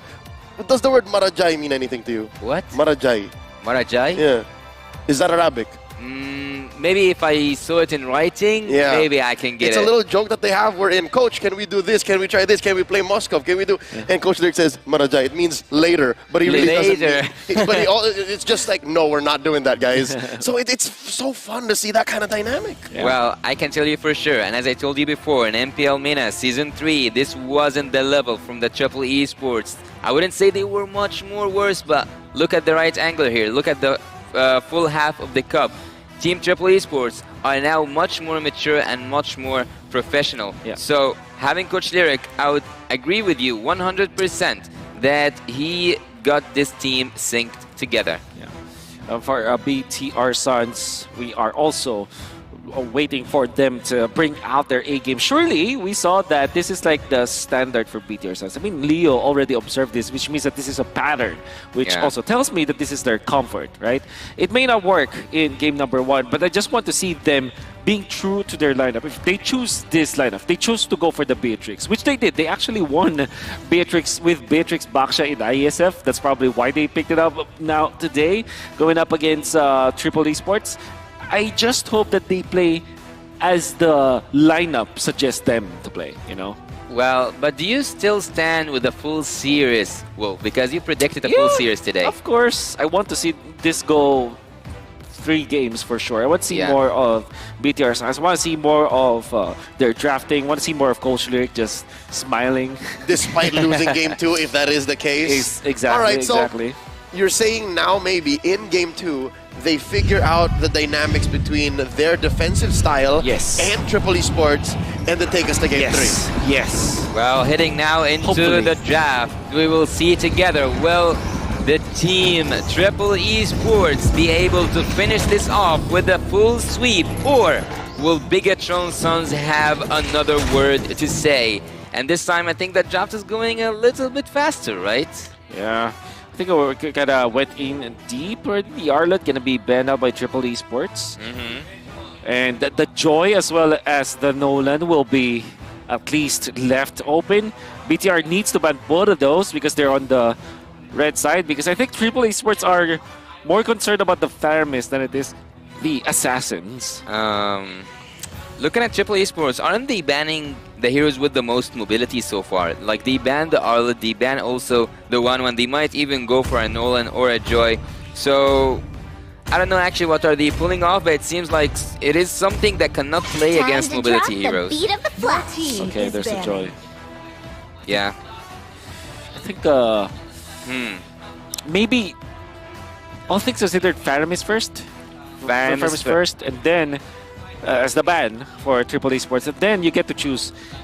Now, the thing about it though, because they are banning the 1-1 so much, I think they might be first picking the Bruno, in fact. I'll not be surprised if Triple Esports actually does that. Makes That's a sense. really interesting angle. Makes sense because Sano, again, yeah, he's what? He's usually a jungler. Yeah. So you do your best to make up for it. All right, we'll give you your comfort. Yeah. Coach Lyric, you can almost kind of read his lips and saying, no, okay, we'll get you the Bruno, don't worry. Yeah, don't worry. He also played Claude quite well against Onyx, right? Oh, as I told you, more mobility heroes in the ban list. Yeah. Obviously, if the Joy is banned, you ban also the Nolan. BTR, I think they should be banning the Bruno this time, right? Unless they want to trade forward the Faramis. What about Baxia? Oh, yeah. I think overall you don't want to touch the Baksha, you want to take it for your own. That means that you kind of have to sacrifice one thing. So you have to give a good pick. You leave open maybe the Bruno or the Faramis so that you can now pick the Baksha if you are BTR. But why don't you go again with Triple Esports having the Valentina? Because Coffin has shown that he's really good with the Valentina. And with that said, steal the ultimates from Team BTR, but now they ban the Faramis. Yeah. To live. So I do agree. I do feel that the Valentina is strong on Coffin. At the same time, though, it's Bruno. I mean, every time the 1-1 is banned, the Bruno is just like a double S tier. Natural. Oh yeah. There you go. 101 drafting. So now if you're BTR, you go Baxia because you don't want to give it to Triple Esports. I'm not entirely sure. Are they actually very confident with the Valentina? Because if they are confident with the Valentina, they pick it up this time together with the Baxia. Well, there is something here. Or What Lilia, about perhaps. taking? Yeah, but what about Leo? I want your perspective on that, or your insights. I was going What to try about to answer his having- question first. Oh, what? Okay, go ahead. Sorry, I kind of missed it. Yeah, no, but It's I'm okay. now confused. Go ahead, continue. Wherever you were going with this. I was going with kind of the same question here, but what about not having the Valentina backseat and having the they're going for it anyway. It's too late for my question. I was going to say the Angela and the backseat. Yeah, no, I think Angela's a relatively small-time player in this series. Both teams don't really see the Angela as much of a threat because even looking at game 1, right? It never really even came out. But I think the Valentina is Syndra special. Anyways, Syndra special. Regardless of what goes on, at least if he gets the Valentina, it kind of tailors what Triple Esports is capable of. It kind of glues it all together. That's right. It keeps them in check. Yeah. I think I like the Baksha for Triple Esports. You might consider getting the Minotaur actually for Triple Esports. Or would you? Yeah. Kadira! Oh. Kadira Franco? This is the combo I'm telling you about. Mina special. The Mina special? Oh my goodness, with the Bruno to kind of burst them out. Oh, BTR, how do you answer this? You need a frontliner for sure. You need someone to stay in front. I think it's more beneficial if they pick up the Akai now, if you're BTR. As a jungler. Yeah. I mean, obviously the Martis and the Baksha, they offer a lot when it comes to utility, but when it comes to like staying in front and actually disrupting this combo at least, you'd need the Akai, right? Or somewhere along those lines. So the tanky, beefy front line. What did he choose? Oh, an interesting choice. A Claude right now. Very early Claude. That Claude's gonna get bullied out of lane, man. It's gonna be tough. I'm hoping that Upa's rocking a Purify. At this point now, he has to respect everything that Triple Esports can do. And you don't even have Triple Esports' XP laner yet. You don't even have Sanji's hero. And I could tell you something, even though I don't expect it to happen, but Charazan is able to play assassins. But with this draft, I would go with the utility heroes that he's specialized into too. Yeah. Well, for BTR, they will have to focus on XP laners as well as junglers. I think they might turn his left for sure, right? And then there's the Baksha, obviously. I think that they're going to be eyeing for Akai, so they might be the ones to pick it up the 4th pick. Triple Esports can choose to ban XP laners as well, something like Khalid, perhaps. Or, like I said, the Akai is such a good pickup here. For Triple Esports, I would consider taking Fredrin right now. Like if it's open, if it's like there for the taking. But as you said, they do ban the XP laners. Banning the Trizla is one of the most logical ones. But again, for Triple Esports, having the Fredrin, the utility hero, also he is one of those heroes that Charazan is really good with. Also the crowd control that he can offer for the Karita. I think this is a really good matchup, or at least so far, it's a really good draft for Triple Esports. But we have worse things happen at CEA. Karita's passive. Yeah. What? Thalassophobia actually means the fear of the ocean or see value in me. Deep bodies of water. Yep. And what else do you buy? Yuzhong perhaps for Triple Esports? So, or maybe a Uranus actually. I ban the Yuzhong first. Yeah, the Yuzhong is a top protect Sano. Protect Sano at all costs. Or Lapu Lapu, which we've seen a lot of teams like pick up. Both of them are. It's really a matter of which one Black has better. So it's up to Coach Lyric to read into that. That's right. So Triple Esports now, they can make the way much more easier if they ban one of the XP laners that can reach the backline and actually paralyze Sano. Maybe a Yuzhong, maybe we'll see something else. I think that Team BTR need a heavy XP laner on, and also actually a heavy jungler. Okay, this is a really logical one. Khalid from the side of Team Triple Esports, but for Team BTR, I would still go with the Akai. Yeah, Akai. It just fits the fits the profile. It's great as the 4th pick as well because you can still flex your XP lane to counter the XP lane for Triple Esports. Right. And also you denied that Akai from Triple Esports. Give it to Buzizio. He's asking for it, Coach. Give it to me. I think it just makes sense overall. Now, and it fits the bill too. Like again, Akai can be played defensively. Martis. Would you agree with the Marts though? I think the Akai makes much more sense to me. Okay, I think the idea here is if Akai is gonna be picked up by Triple Esports because it's the only utility jungler left, it means that the Valentino will be happy. So they're like, okay, Triple Esports pick it up. Yeah. If they go for the Martis, at least they take it away from Triple Esports, because actually Martis looks really good for Triple Esports. That's an automatic decimate bounce. Yes, exactly. I get it. So you go Lancelot here if you're Triple Esports, and maybe Tyroth perhaps, or Lapu Lapu. Something about BTR Suns worries me is because they're really going down this road of we're not about being defensive. It's about the turn. That also what gives them that choice. And here we go. Syndra's gonna get himself a heavy spin, and dead lane Uranus, of course. All 4 other heroes were everywhere. Sanji's like, I'm tired of doing big XP laner things. Yeah. Well, if Lafel's here is gonna be so happy seeing that Uranus coming up. I think BTR, you know, there's a big gamble here. You can go for Tyroth if you're BTR. I'm not entirely sure if they're very good with it, but it's the gamble. If you want to go safe, I believe that the Lapu Lapu is the perfect hero for BTR because there's a CC immunity as well to go with it. It's fast enough. Fast enough. With the Matilda, you have Matilda and the Claude allows you to actually get into the backlines. Yeah. So that's a safer route. The gamble is the Dyroth. So yeah, I was going to Dyroth as well, but what did they choose? It's a Yu Zong. We did mention the Yu. Yeah, after banning the Trizna and Khalid, I think Yu Zong is really good here. Black Dragon Form, that's his name.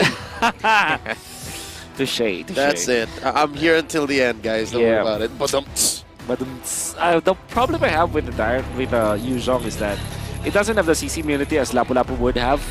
So that means that if he does jump to the Bruno, heavy spin just messes up his combo. Well, having heavy spin on Triple Esports and also on Team BTR, because we have just mentioned that the Valentina will have the best of both worlds. How many ultimates are there for Syndra to pick off? There's the Kadita, Franco, and also the Akai, right? There's effectively 2 that he really wants. The Kadita is like a solid consolation prize, I'd say. But going into game 2, I'd like to think this time around BTR has better information. BTR has better read on who really the beatdown is at what point, and maybe Wolf might get what he wants. Will it be the last match for Triple Esports, concluding their journey here at the M5 World Championship, taking it home with a full sweep, or will Team Bigatron Suns have another word to say?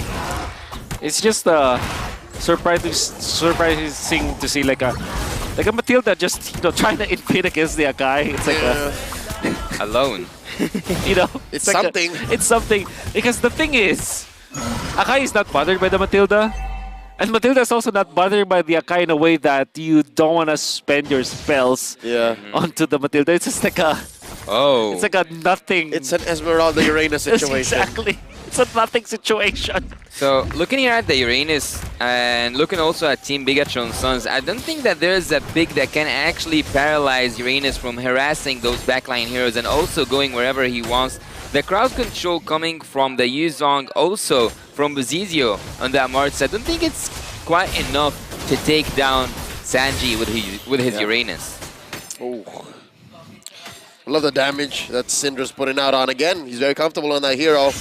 Now Akash here in the eyes of 3. Retribution spent in by Tarzan. There's a hook. Akash taking a lot of damage. Tarzan's passive. Tarzan's passive. The extra damage. HP based from that Akai. First blood drawn by Triple Esports. He wants to talk. Is that Purify on the Matilda and a Flicker? I guess. I mean, if you're facing up against something like a Kadira, you want to check the bushes and you want to survive afterwards. So it's decent. At the same time, because you have the Purify, you now can save your teammates when you are all pinned down by the heavy spin. I think this is more of a reactive play than it is a proactive play coming out from Akashi. Again, it's the Bigatron Suns trademark. We want to turn, and if not, we're going to play defensive. Find the re-engage. First here to the scene, heavy spin by Syndra, stolen away. Not a single save from Triple Esports as the Suns take the first hurdle. Yep. That's the problem, which kind of makes me think that, yeah, surely the Martis as the pick coming out from BTR Suns made a lot more sense than they picked the Akai. Obviously, the Akai would fit in their lineup, but at the same time, they take away the Martis from Triple Esports. I think it's a pretty smart move that they did. Yeah. They have right now the heavy spin, and also they have the marks for themselves. They can zone away Triple Esports at some point, but having this draft for Team Triple Esports, they are looking for a catch. They are looking to land some of those iron hooks and take them out one by one using Coffin's ultimate. Yeah, one thing about the Akai is that you don't want to slow down your jungling, your farming. So we will always have to watch out for the levels now. For both the Akai as well as the Martis. You have to take note of that. Yeah. And up top, the Bruno might be in trouble. He might be in trouble, but also the Claude might be in trouble because I can see here that both of the teams are joining the gold lane competition. Both of them wants to take the opponent's gold lane, and I think that at this point, Super Opa, if he died at this early in the stage of the game, he can actually not face Bruno in the lane because Bruno already have an advantage. Yeah. Overall, I think that this is a much winnable situation for BTR Suns compared to game number 1. Yeah. Because this is just Claude and Matilda, but Hasclaw's picked up. The flicker and the bloody hunt bind down on a Super Upa. Nothing the Purify could do there. Sun has oh my god! One out. The headbutt by Tarzan forcing out a response. Akash gets taken down. A ball from Sano, lethal underneath tier 1. But Buzizio finds a window. Yeah, blazing speed from the response. Now Sanjay welcomes him into his loving arms as Boozy gets away. Turtle spawns. Great play from Triple Esports. Their positioning for the counter, especially the flicker play coming up from Troll, a classic.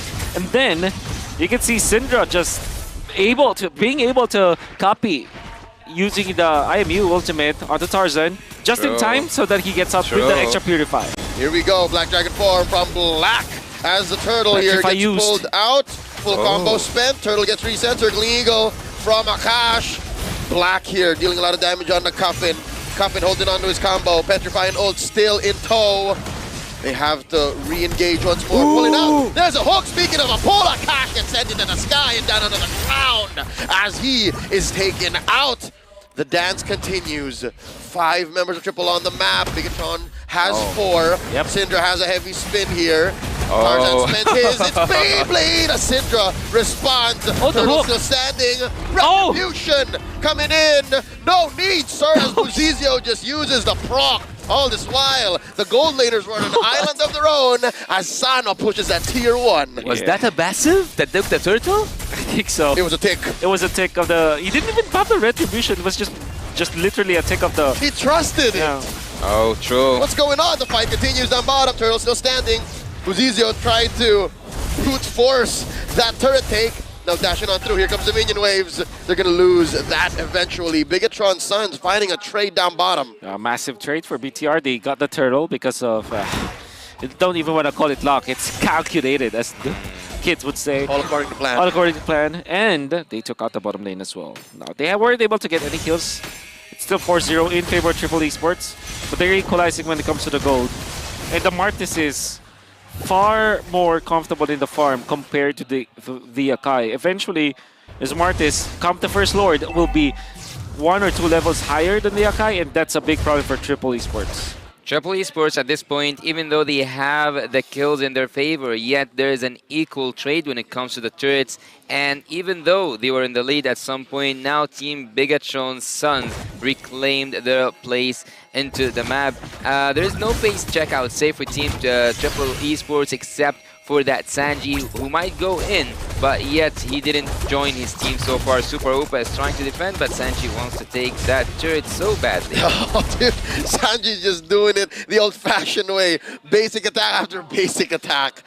But it's not going to happen, not here, not now. The dead lane for Triple Esports down bottom, 15 seconds until this turtle spawns. Look at that positioning of a Troll Coffin. And the BTR Suns show 4 people and then 1 onto the bottom lane. Immediately they have to reposition. Okay, this is a bad spot to actually go to. At the same time, they will return to it. When there is a turtle available, they're not even in that position. Nope, they don't care. They have the flicker play though. Sano is baiting. Sano is baiting. Here comes Troll. Alright, they take to the push again. Oh, what? Sanji, what? Sanji, what? It's one thing to trust your jungler passive to take it out, but We see the retribution from Tarzan. Was that an ionic edge from Sanji that took it? I would imagine. Oh, here we go. my. Cash coming in with the circling eagle cancels it out the opposite direction as Bigatron's Sons disengages. I'm still in disarray. I am flummoxed. I am perplexed. Oh, conceal. Conceal. Left in awe. The fight continues. The heavy spin used to disengage, but Coffin goes down regardless. A Super Upa has enough damage, and now they're basic attacking. They're taking him. Tarzan falls. Oh man! Massive timing coming out from Syndra, popping the Akai ultimate that he copied. Yeah, that was almost an iron hook there, but there was a really bad miscommunication from Triple Esports. Even though there was a conceal and a flicker play by Troll, no one followed up. It was all theirs, but I guess timing just wasn't in. And 8 minutes, of course, here we see Exhort boots built up already by Coffin. They need to start working on their communication. There's a knockup. Bozizio falls. So does the tier 1 turret. Black here. Very low. Guiding Winds on out. Shielding up. Sanji looking for it. Sano gets the kill. And Sano now going to start taking this purple buff away from BTR Sons. Grand Theft Purple. 1 count. Guilty. And they gave it to Sano, in fact. The massive play coming out from Triple Esports as they defend in the middle, and of course the hook coming up from Troll, now connecting onto one of the better heroes to actually receive it. That's the Martis that they take out. They weren't able to defend their turret, but they got a kill, a very important kill, that, and then objectives afterwards. So Triple Esports is going to be very happy about this. Look at Coffin and Troll waiting for a catch. Good check coming out from Syndra. Troll will have the flicker in 10 seconds. Yeah. Super Upa needs to be extra careful. What? All the damage from Sano is enough. Happen in the blink of an eye. You'll miss it if you looked away. Bozizio does find the revenge kill, and now Bozizio jumps in, decimate on a Coffin. Not enough to take him out. Now here comes the cavalry. Relatively slow. More like tanks coming through. Black here gets caught out. The heavy spin from Syndra to help his XP laner disengage. Bigatron's Sons survive. Man, great play out from Triple Esports, but then even better for BTR. Like we said, there's a lot of engaged potential from them. They have the Yuzhong ultimate, they have the Matilda, they can get into the fights very easily, and they're very tanky as well. I don't know if I cursed Sano by just thinking or not. I was at some point I was saying 2-0-2, he haven't been touched so far, so he must have some damage, and he did deal some damage, but he instantly went away. I think that Sano at this point, look at the Lord, they are just melting it down, but they are not aiming for the Lord. Oh no! Pull onto Bozizio. He gets hot into that combo. The bloody hot committed. Sanji gets the kill. Akash into the back line. Sanji put down a tenth of his health. The Wisp looking to deal enough damage. Here comes Super Uba with a blazing duet. He's going ham on Triple Esports as he gets 2K. And now Triple Esports looking to commit. But now Troll gets punished. Coffin the only one left. Bigatron Sons with the 4 for 2 and the Lord along the way. Triple Esports already got an important hook onto Bozizio, but he's very, very tanky. As you saw, there wasn't any burst. And we can see through the replay again what happened. BTR recovers because of the timing coming out from the Claude, knowing full well that there aren't any good ultimates anymore to lock him down. Even the ultimate coming out from the Akai whittled down so easily. Gonna have to hand it to both Syndra as well as the Claude. Super Upa dealing the damage onto the Akai. Yeah. And now they have the advantage. Yeah, even though I saw Sanji sneaking back there, living his life, even though he was almost 0 HP, Super Upa found his way through. Now the Lord is coming, but it is going and fading quite fast. Both team, no, just Triple Esports this time are going to do the defense duties. One inhibitor turret each. Yeah. No turrets other whatsoever. Suddenly it's now Bigatron Sons who actually owns the map. Yep. It's all red and it's looking better already. If you're able to have the engagement range that you do as Bigatron Sons with this lineup, and you're trapping your opponents, you're keeping them locked inside their own base, barely able to get out to their own jungle, this is a good place to be. Is Coffin once again on a second room here? He was at 8 minutes. Yeah. That is right. So that's Resort Boots. You're gonna have to give it now to BTR Sons. I think you're not only controlling the map, you're also scaling better. You have the Claude together with the Matilda that went in for the focusing mark, so that when they do jump with the circling eagle, you have carry in Buzijo, you have so much damage already from the bonus that you get from the focusing mark. Yeah. And you can feel that even Sanji on this Uranus is feeling the damage already. Yeah, he's embracing that damage. 115k so far. And at some point, I'm wondering, even though Super Upa was one of the first victims to Team Triple Esports in the early game, he's now dealing so much damage. But oh, there's a hook. Oh, Akash spent his Purify. Super Upa taking damage on a Sanji. Yeah, so you were saying? I was actually going to say I didn't quite catch it, but did Super Upa get a Malefic by any chance? No. I'm not entirely sure. Seems like Not yet. He's building it up though. Yeah. Yeah. With the DHS Golden Staff, the attack speed items, more than enough for the Claude at this point. Does have the orange buff, but then again, he's one flicker ult away from being taken out. They know that there is someone in here. Oh. It's quite scary. Cuffin and throw. Sanji checks, gets hit with the Oh no! AOT. Oh no! Oh no! Oh! He's caught, but no, Gets it's a far. low-way bloody hut. Oh, the flick of a wrist, the sleight of hand, Super the timing. Upa. Wow! The mechanical genius. Oh my god, that was so close. That was superhuman reflexes. Sanji is now trying to clear that top lane and team. Oh my god. Oh no. Here we go. Akash gets caught out with a heavy spin. That's a man down for the Suns. And the rest of them want to clap back, want to collapse. Black and Syndra not enough. They need their backup. Here comes Super Upa taking down Cuffin. And he has the BMI on back, 1-for-1. Sanji catches good amount of clips from Upa, and they continue to take the Lord. No, Syndra doesn't have the ultimate, but so does Tarzan. This will be a 50-50 without heavy spin whatsoever. Now he's being trapped. The damage is just too much. Tarzan gets clapped by Black. And here we go, the hook on the Black.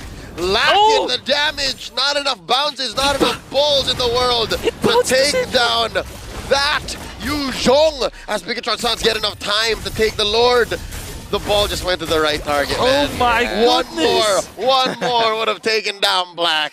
Oh my god. Oh my god. Just striking those balls into his face. Yuzong was one ball away, I would say, from going down in the land of Dama. Bigatron finishes strong right now. They have all their teammates still alive, and also almost all of their spells will be ready for that next Lord push. This is an enhanced Lord coming from the mid lane, and it might have the finish with it.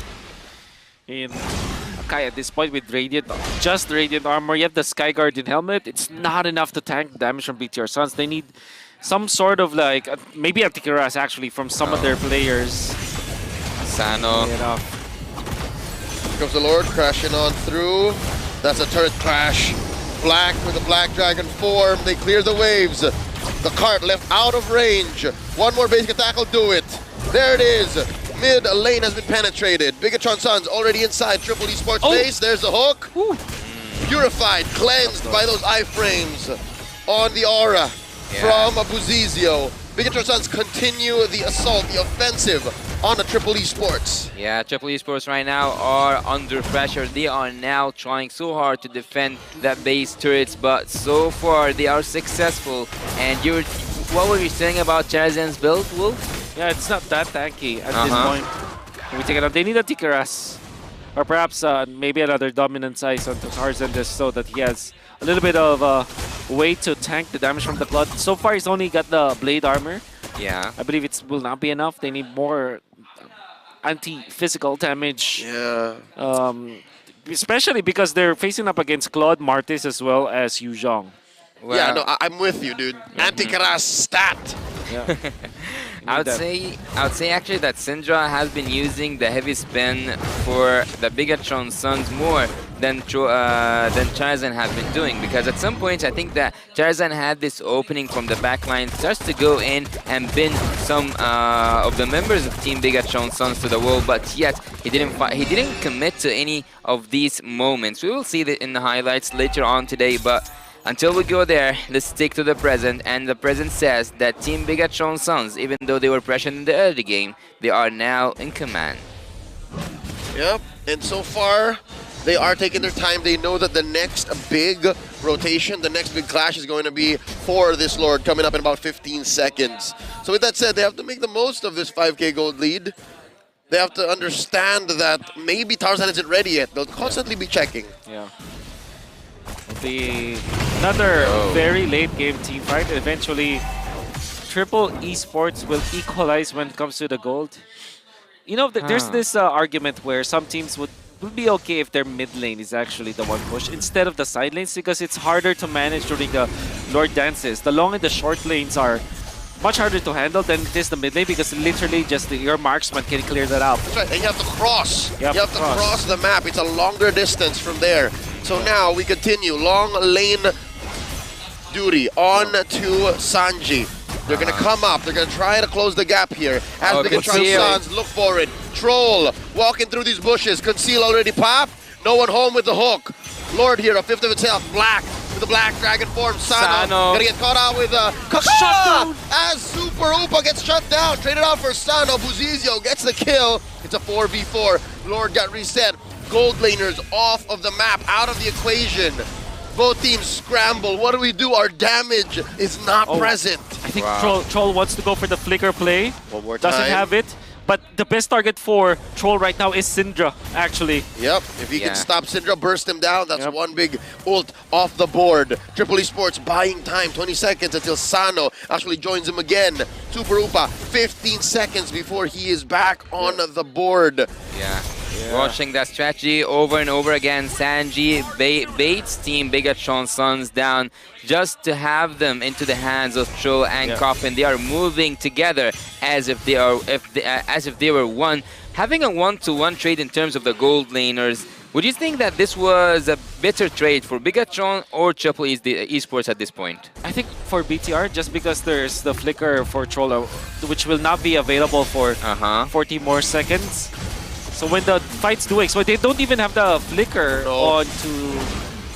I don't know if they have the conceal yet. Watch out. Lord here at half health. This is a dance. It's very fast-paced. Syndra goes in with the Purify, gets caught out with the hook from Troll.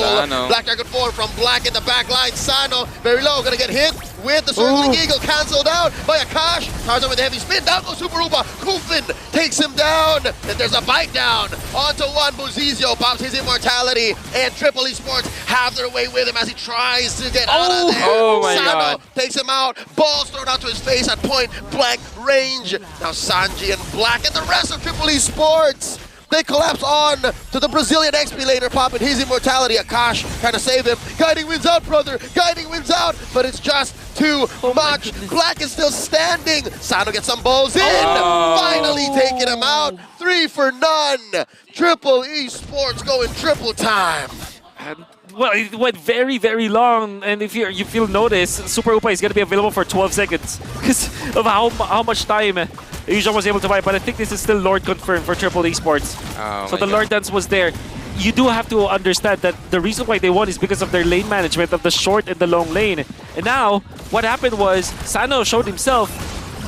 Immediately Tarzan was gonna be peeling for his teammate. So he used the heavy spin, not to literally protect Sano, but to stop the Claude as well as the rest of BTR to actually get into the backlines.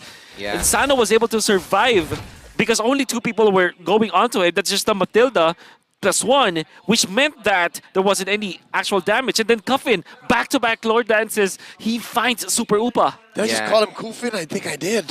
He did. That's how amazing it was. Exactly. What I really liked at the last play was Sano when he triggered that Wind of Nature. Not just that, he also bought the immortality, so he bought more time and he just kept hitting those balls left and right. Team Triple Esports, after being on the defensive, now they are on the offensive side. Triple Esports with the Evolved Lord and with the, I'm not going to say synced minions, but at least mid lane and top lane are in their favor. And the Lord's going to crash in. This is an Evolved Lord. Triple Esports going to try to do their best to do the extra damage, but it was off of the angle. They pop Black. No Black Dragon form for disengage as Bigatron Suns try to defend. Middle lane inhibitor falls as well. The only one left is Bot as these minions stand. Balls getting thrown at it. Sanji. Sano. So tough to kill. Finally gets his immortality popped to jump in. The winner trudge saves him from the decimate as no one from Triple Esports falls. Heavy spin from Tarzan. Barely alive. Super Rupa coming in, blazing duet. But Triple Esports able to juggle the damage. Sano gets his immortality pop. He gets damaged out. Syndra finds the kill. 1 for 1. A costly attack. Siege, Salt on to Bigatron Sun's base. Very costly, but they can defend this time. Fortunately, they just get out. I mean, they cut their losses. Fortunately, there's only one death on their side. And that's Triple Esports clearing out of the other turrets. There's freshly bought Wind of Nature actually coming out from Sano as he first bought for the immortality, then sold it. Sanji going in for the blade armor. If you're looking at the Akai, still no actual physical defense apart from the blade armor, but he did go for the winner truncheon. Yeah. So that's how you can see that he's melting away from the BTR Suns members. Yeah. I don't know what to say actually about this, but Team Triple Esports, after taking all the inhibitor turrets and after equalizing this game once again, I wouldn't say that there's someone in lead right now because both of the teams, especially the gold laners, they can melt down whichever member on the opponent team. Super Upa with that blazing duet, also Sano with these bowls. His bowls are indeed on fire. We saw him once again and again and again just hitting left and right, and at some points he was scoring them goals, man. All right, not to get you too excited, Yasu, but I think it's Triple Esports in the lead. I think the way that they've been playing the past 5 minutes proves that they understand the dynamics of their team fights better, especially since Bigatron Suns have to rely on their purifies very clearly. There's a conceal, a defensive use of it too, that may even the odds. Yeah, the BTR, this is great. I think that the real problem now is actually this troll Franco. And the Kadira, obviously.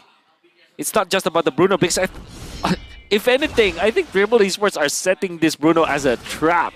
Would you expect to see a split push here, Wolf? Full split push, perhaps. Yeah, look in the long lane.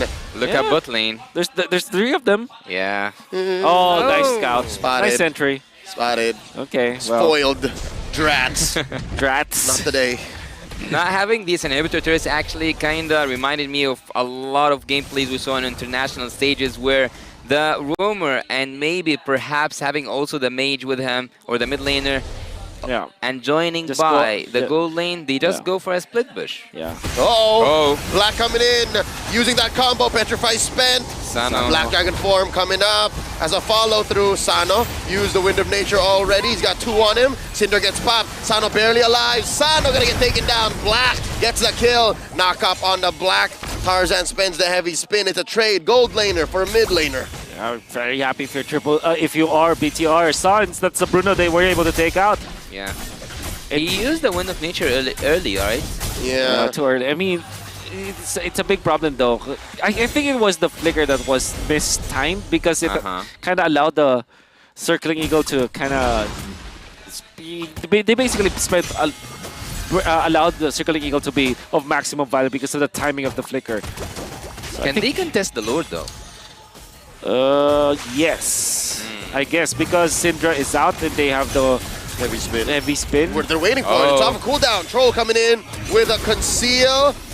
Circling Eagle from Akash as a response. Sanji laying down Ionic Edges on the chunkiest of heroes. Super Upa spotting Coffin. Coffin still has his combo on half cooldown. Sano in 10, Syndra in 5. Troll has a flicker also. That's very important to take note. Yeah. He can catch Super Upa at some point. He can bite Bozizio even, Yeah. if just for the Lord. Long and short lane, well managed by Triple Esports. Lord here at half health. Both teams say it's time to dance. Hook Thanos thrown out. coming. No one home. Thrown out between the gaps of Bigatron Suns formation. Triple Esports looking to prop up. Syndra and Sano back on the map. Yeah, Sano is just all the way through coming here to the Lord. It's gonna be so hard, it's gonna be so tough, it's gonna be so nasty when it comes to the team fight. Lord here, a third of its health left. Coffin and Troll parking themselves in a bush once more. Coffin. If Triple Esports makes the call, if they Syndra. spot anyone, Syndra. Syndra, don't show yourself, Syndra. Black. Okay, it's a better target. All right. It's a better hero to use. To check. To check. Oh, Super Upa. Yep. This is so sweaty. I'm so nervous. This is a dance, man. This is a dance. This is what I call a cultural exchange. A cultural exchange. But aren't bigger samba for BTR, right? Yeah. I wonder what's the dance for, like, what's a common dance in the MENA region? Belly dancing. Oh, yeah. Right. Then a belly dance it is. Belly dancing versus Zizio samba. gets forced out of position. Sanji with a winner trunch clocked in, taken out by Buzizio, and now Akash Sano. spaced out. Immortality used. Sano in trouble. Syndra gets a kill onto Sano. 2 for none. 2 for none. Bigatron Yo. Sons happy with this outcome as Troll very gets happy. taken out. Make it 3, sir. As Triple E Sports left wondering where it all went wrong. It all went wrong because Sanji went in so deep against BTR. They didn't have the follow-up. And then Sano, somebody has to protect that guy. Oh. It's a problem. Yeah. Well, fortunately for Triple Esports, they have good waves. Indeed. And actually, Bigatron Sons, if they had just one wave coming in, it was outnumbered. It was a finish, right? Yeah, it's even at this point, it's close to a finish. It's close to a finish. But then again, like in the mid lane, it will be cleared out easily. So Sano will be enough. However, I would say the typical high ground defense of Triple Esports is not that good. Nope. They have time. They have to commit so much. They have time, but they don't have probably the resources in this start. Tarzan with the heavy spin. He still has an immortality. No one bit down on him. It's over. He did not buy enough time. Kafkin gets taken out. It's over. We're going to game 3. Oh my. Oh my god. Team Triple Esports are falling down to the Brazilian Giants. And if we are talking about dancing, it seems to me like it's a samba. Samba will reign. A beautiful Lord dance at the end. But naturally, we know that the Claude does have better scaling compared to the Bruno. And with the Matilda intact as well as the Yu Zhang, that allowed them to always have access to the backlines. And dare I say, the last clash, it was the entirety of BTR just being well in sync to find where Sano was. And it's just, you know, a lot of attempts coming out from Triple Esports to go for the Franco as well as the Kirita. Yeah. That was their goal. They always try to go for that. But because of the fact that their positions 4 and 5 players were always out of the formation, and always relying on the concealed plays, they lost ground, they lost territory. Yeah, they tunnel visioned essentially. They focused too much on the potential of Coffin and Troll to pick one off, and when they didn't get that, they end up going back to plan A, which is too late to execute on. That's the problem there in the last 5 minutes in the last Lord Dance, and that's how we ended up with game 3. Well, having Sano is the most priority for Team Bigatron Sons was quite clear that once he's down, Team Triple Esports cannot have this damage output that they imagined that they could have. Also, not just that, the defense around Sano, it was almost Tarzan's duty at some point because Coffin and also Troll, they were busy with these camps. Yeah. And we can see our MVP. Who should it be? Okay. I think, well, who do you actually like pinpoint as the MVP? Because everybody played well in the last, I would say, exchanges. But there was a very important Super Upa ultimate that we saw, which was the blazing duet that net about 3 or 4 kills eventually. It was spread out across all of BTR Sons, but yes, I'll agree. Our MVP's gotta be Super Upa. He was always on. He was always woke. Yeah. Maybe not in this picture here, but he was always on point when his team needed him. Even if he had a hard early game, as soon as he started to feel his mojo, when he did the BMI Bloody Hunt dodge, I guess that's where he woke his superpowers. Yeah. That was, you know, so ultra instincts that we saw. That's right. And we can really see that Triple Esports have been doing well in this particular game. And in fact, they were leading. But Sano, again, being compromised. The Matilda plus the Yu Zhang. It's just perfect. Super Upa going in for the play. Look at his spacing. He wasn't even hit by the heavy spin at all. I mean, it will not stop him from doing his thing, but what I'm trying to say here is that Super Upa is hyper aware of his positioning, gets the triple kill against Triple Esports eventually, but gonna have to hand it to Coffin, finding Super Upa back-to-back in 2 clashes. Esposito is going to be taken out. Eventually, this game will be drawn out, and the common theme is if they get a kill, that is going to be Triple Esports winning the team fights. But if not, they get obliterated by the dive, like you can see from BTR Suns. BTR Suns, at some point I was thinking that Super Upa was too perfect when it comes to his positioning, but Sano at this moment, this was one of the moments where Team Triple Esports were falling down. And Sano, I think at some point, he didn't just miss that flicker, also a second skill cost him his life. And more importantly, it was Syndra who was tasked to take down the Bruno. If you're going to be looking at the Bruno and his itemization, for obvious reasons, you will not see magic defense. There's no Athena shield. Yeah. And sometimes when you're playing the Valentina in the late game, it can actually one-shot marksmen if those marksmen will not have Athena shield. Yeah, right? just And a full-on combo. Exactly, and that's crazy because will you actually be looking for Athena shield in the latter portions? Can't afford it. You can't afford it because you need to deal the damage. That's a lot, yeah. That is the weird power spike of Valentina in the latter portions of the game because his skill 1, skill 2 combo, 1-2-2-1 combo is very, very strong in the late game. And when it comes to the Wind of Nature, who was using all around the game, it was just the Valentina is the key to take him down. That's right. I mean, if you are the Claude, why would you dive if there's somebody else diving for you? Yeah. And having access to the heavy spin means that you have an active cleanse. And this once, then you can act like a disruptor and just literally run over the Bruno while dealing damage from long distance with your spells. He's both offense and defense on demand. Yes. That's crazy. So maybe that is our secondary MVP. Yes. Maybe if we could pick another besides Super Upa, it would be Syndra. Yeah. I actually liked BTR when I saw them at their winning moment. They were so calm and confident. And well, we did expect this to go the long route. Yeah. All At least the way. you did. Well, I did. That's right. The question is, will we be correct with our prediction? Because we did predict the same. I'm already wrong. You can too. still be wrong. I could still be wrong. That's right. Which will not matter. What's most important here is that we've seen these teams battle it out, go to a game number 3, back-to-back 20-minute games. Or was this a 30-minute game? But the thing is, it's very close. We've seen back-to-back long games. We've seen theoretical applications like your Lord Dances, your long lane pushes. Mechanical execution. Executions. I think that I think that both teams have shown what they're made of, at least in their last match.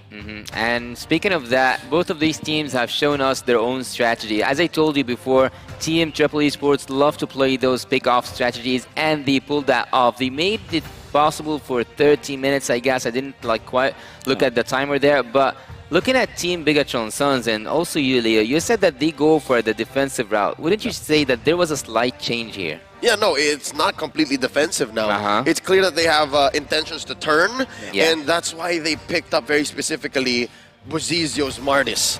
And of course, the initial priority on the Valentina, which again, as the stats showed, and towards that last 10 minutes, the last leg of Game 2, Syndra knows that there is a power spike. So maybe it's not about defensive playstyle, it's more about playing to their timing, playing to their pace.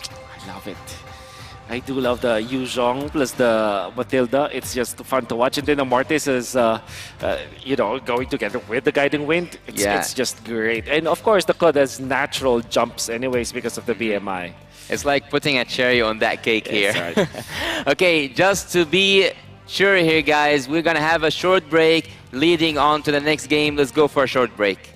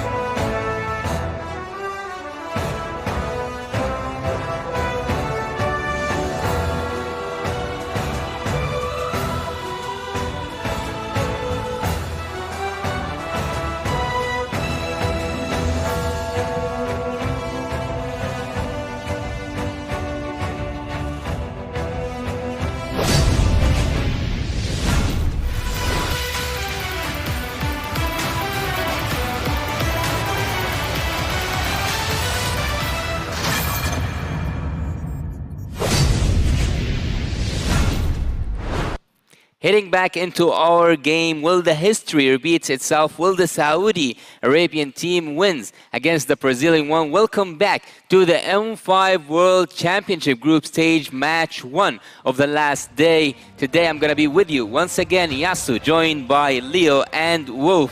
We will give you a hell of an experience between the Giants team, Bigatron Sons, and Triple Esports.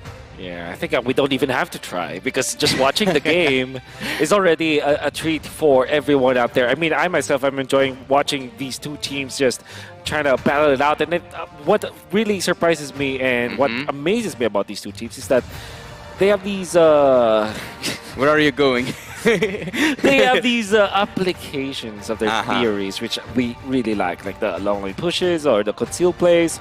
It's great to see because they have their own flavor, but at the same time, they are applying what usually happens in Southeast Asian games. Yeah, no, actually, I'm struggling to think of where these two will take us in this game 3, right? Yeah. They've already shown how capable they are of owning an early game, how they're able to find turns in the mid to the late, how they're able to take us into the stratosphere, the upper limits of the 30-plus minute games, right? So what if game 3, they just blitz it? Game 3, they're just like, I'm in your base, 10 minutes in, let's go. What about pulling off some of these picks that we are not used to see? We have seen a Lu Yi yesterday. From Flash. Which by the way, they were doing since MPLI. Yeah, that was a very Flash thing to do. You know, I think that they're the only team probably that likes it a lot.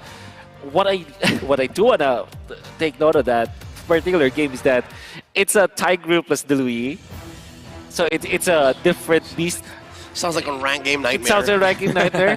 Hey, but you remember, there was one time that was coaching a team and we drafted that. Yeah. And we won that game. I'm not saying it doesn't work. I'm just saying when you first try it out and you see it, you're like, there's no way this works, right? Yes, There's no way. I agree. And to be fair, yesterday, it almost worked. Even one of the tournament favorites actually struggled. Yes, it was a long game.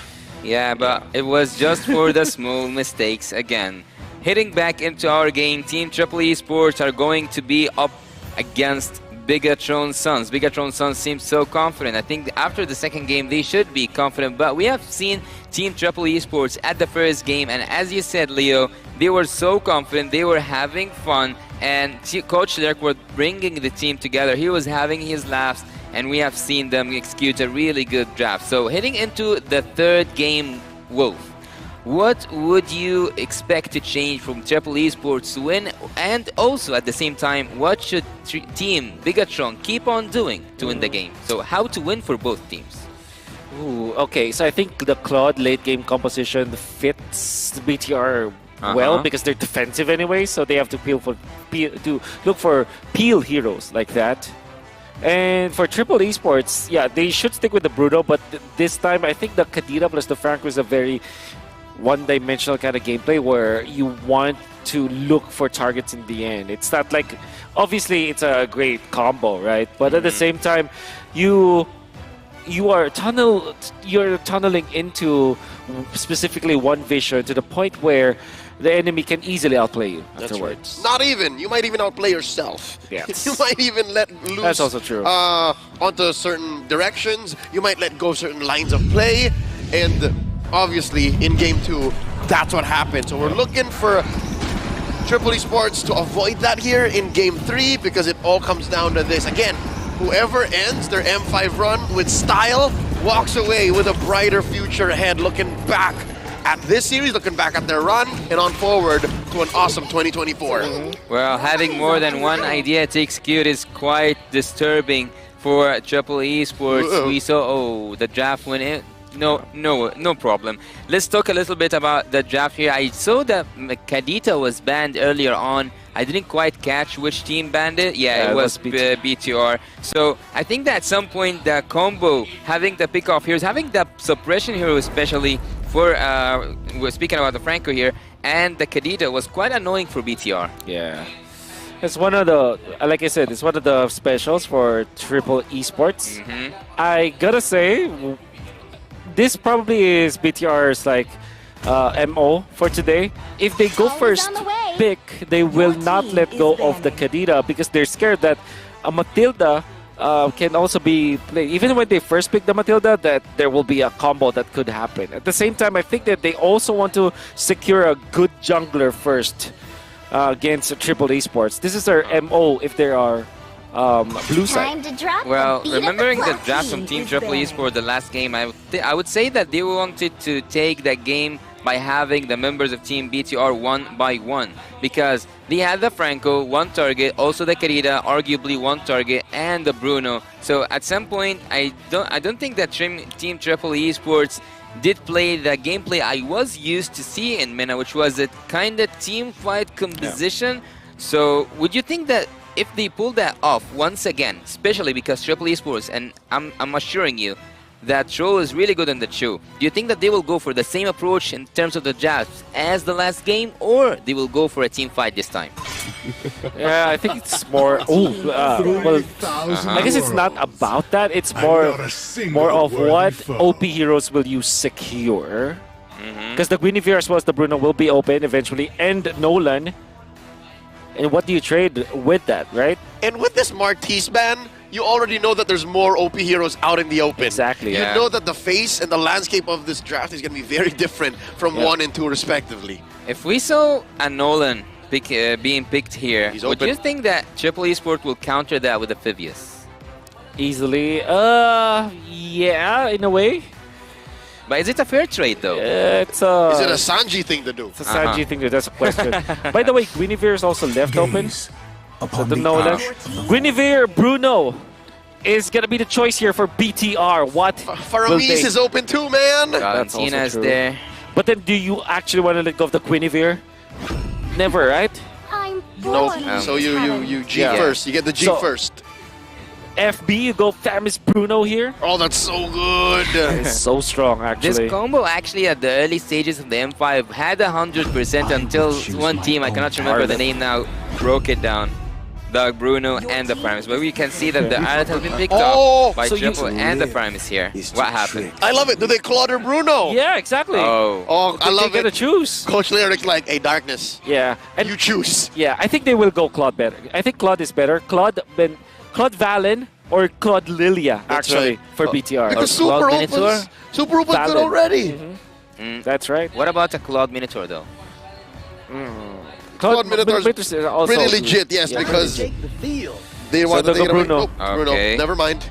They can go Bruno Valen or Bruno Lilia. Bruno Tar. Bruno Tar is good too. I think, you know, with this Phobius pickup, I think that Triple Esports wants to take the Phobius. Yeah, no, never mind. They don't need the Minotaur. That's a valid. They don't need the Minotaur because there's no room for the Claude. That's right. That's fine.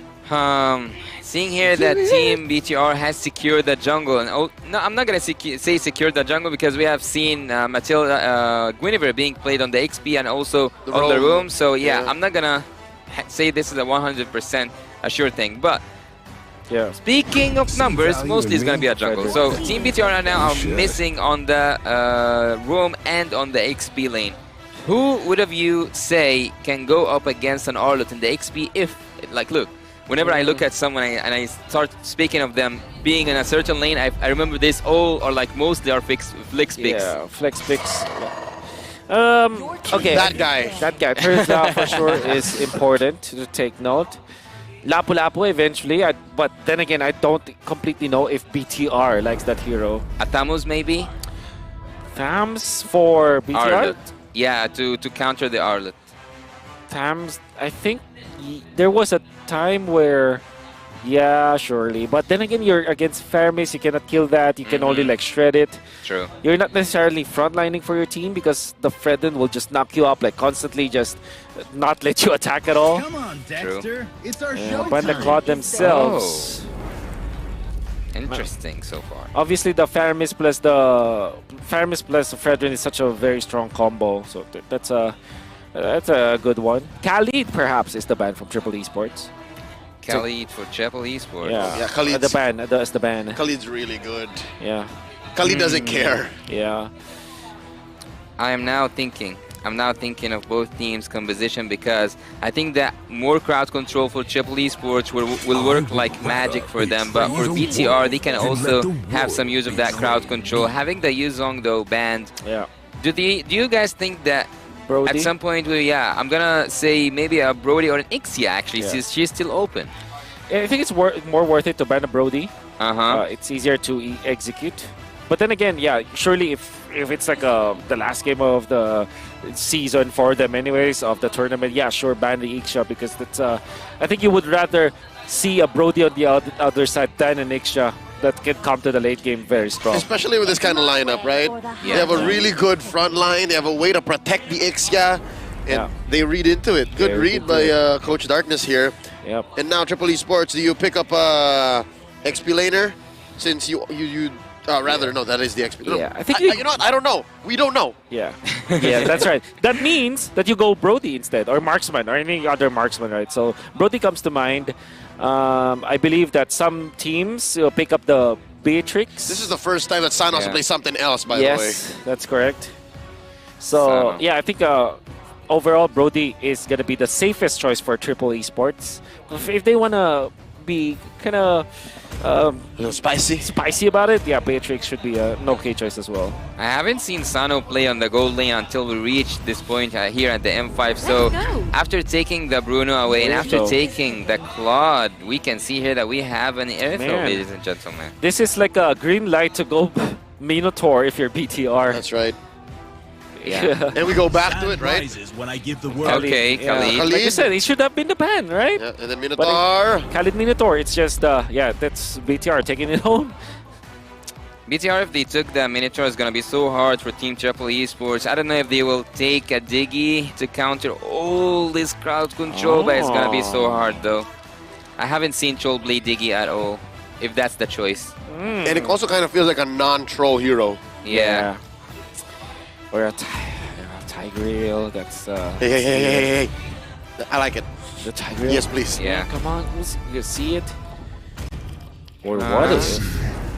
So that's Kufra. A Kufra to stop these mobilities. Oh, a Ruby. I haven't seen Troll play Ruby also. This is more of a troll hero, though, than the Diggy. Yeah. So this kind of makes sense. Sure. Big setups, big CCs. Yeah, he loves the tanky heroes. But Ruby, though, I haven't seen him play it in the regular in the MBL MENA or even on international stages. Well, I don't know. Sometimes you gotta show up. Sometimes you gotta, try something you have never done, especially on the world stage. You gotta grow. That's what these two teams have done before our very eyes. Yeah. Gonna be a big banger of game number 3 because there's a. Guess what? Valentina Farmis once again. Here we go. How about we end the series like that? And obviously, the Guinevere is gonna be setting up the tempo in here. Like Fredrin is a 50-50 hero in a way that he needs to get ahead after the first turtle fight. That's right. That is when he actually takes over. And then you'll notice, if they lose the first turtle fight as the Fredrin users, they just gonna sit back and relax and just wait for the Lord again. And it's not like it's an easy go, especially since there's a Kufra on the other side. We'll see how hot Akashi's feeling here in Game 3 as we go into the rubber match, the closer for this best of 3.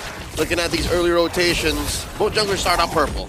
Yeah, and also I saw Khalid somehow wants to try to start in the mid lane, but yeah, he goes back to his XP lane duties.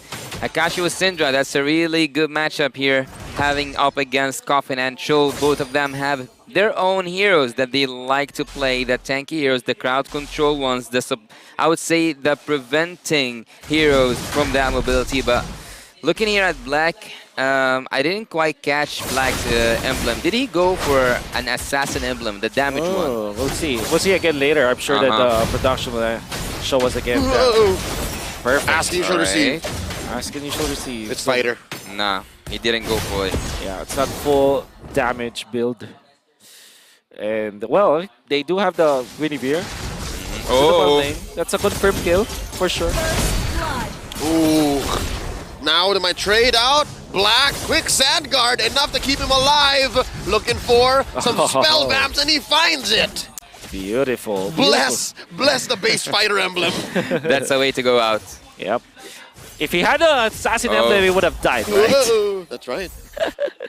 It is what it is. I'm actually more concerned about this Irthel. Teams are not utilizing the Earthel nowadays, just because it's not the strongest hero at this point. And it doesn't technically win against the Bruno, right? So it's not like a... There's no actual stage of the game where Earthel is like 100% ahead of the Bruno. I would say that Earthel shines from mid to late game, but as you said, Bruno will also shine at these moments. So exactly. Oh, Black, he's caught out. Whoa, Raging Sandstorm, the answer back. The quick Sand Guard keeps him up alive, and the save coming in from Syndra's stolen Netherrealm. Turtle gets reset. Already the HP's popped. Black still maintaining ground. Bigatron Suns not letting go of the Turtle just yet. Akash hits level 4. Big swing here for the Suns, up by about 800 gold. Yeah, now we can see that Tarzan goes back to his jungle. We will see if he gonna commit to this next turtle fight. He turned to a zombie land so fast when it came to that team fight. Here we go. Turtle in retry range and the jump in. Troll actually takes it. Akash goes down, so does Black. 2 for none. Triple Esports scores. Man, who would have thunk that would be the exchange there? But good disengage and re-engage, I would say, coming up from Triple Esports. Utilizing 4 of their heroes with the Faramis ultimate. Obviously, they can teamfight all the time, and that allowed them to get even more. And they have recovered now, 2-1. They get the turtle. They're gonna be A-okay. They'll not be able to invade whatsoever, but they equalize in the early stage. Oh, Akash gets pulled. Him and Troll dealing enough damage to put Akash down to half health, sending back Bigatron's tank. At some point, I kind of admire the pick of Earthel because she can move whenever she's using those basic attacks, and having all these crowd control heroes from Team Bigatron Suns with just 1 Purify, I would say that it's a really good pick. He can manipulate Team Bigatron and take them into the hands of Triple Esports. But is Black kinda too early in those cut lanes, or is it about time? No, I think he can do anything he wants. I think that Khalid is just a great pick in this game. Khalid is so good right now, man. He predicted it as one of the bans that should be there for Triple Esports, and essentially, like I said, he can do anything he wants right now. Top lane looks like a bad place to be.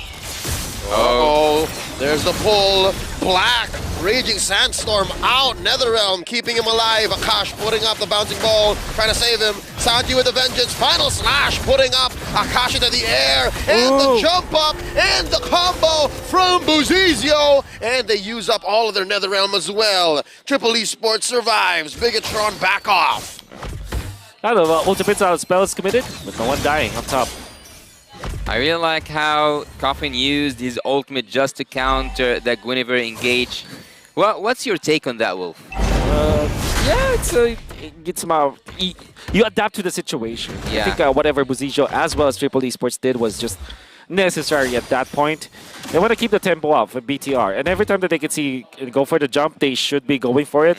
That's why I feel like Faramis is has a love and hate relationship between against Guinevere, as Guinevere can easily take out the Faramis, but if you have the Purify, you can make sure that you pop the Netherrealm. Man, this man does not stop. Akash jumps in once more just to see how many members of Triple Esports are holding this turtle. Tarzan has to let go.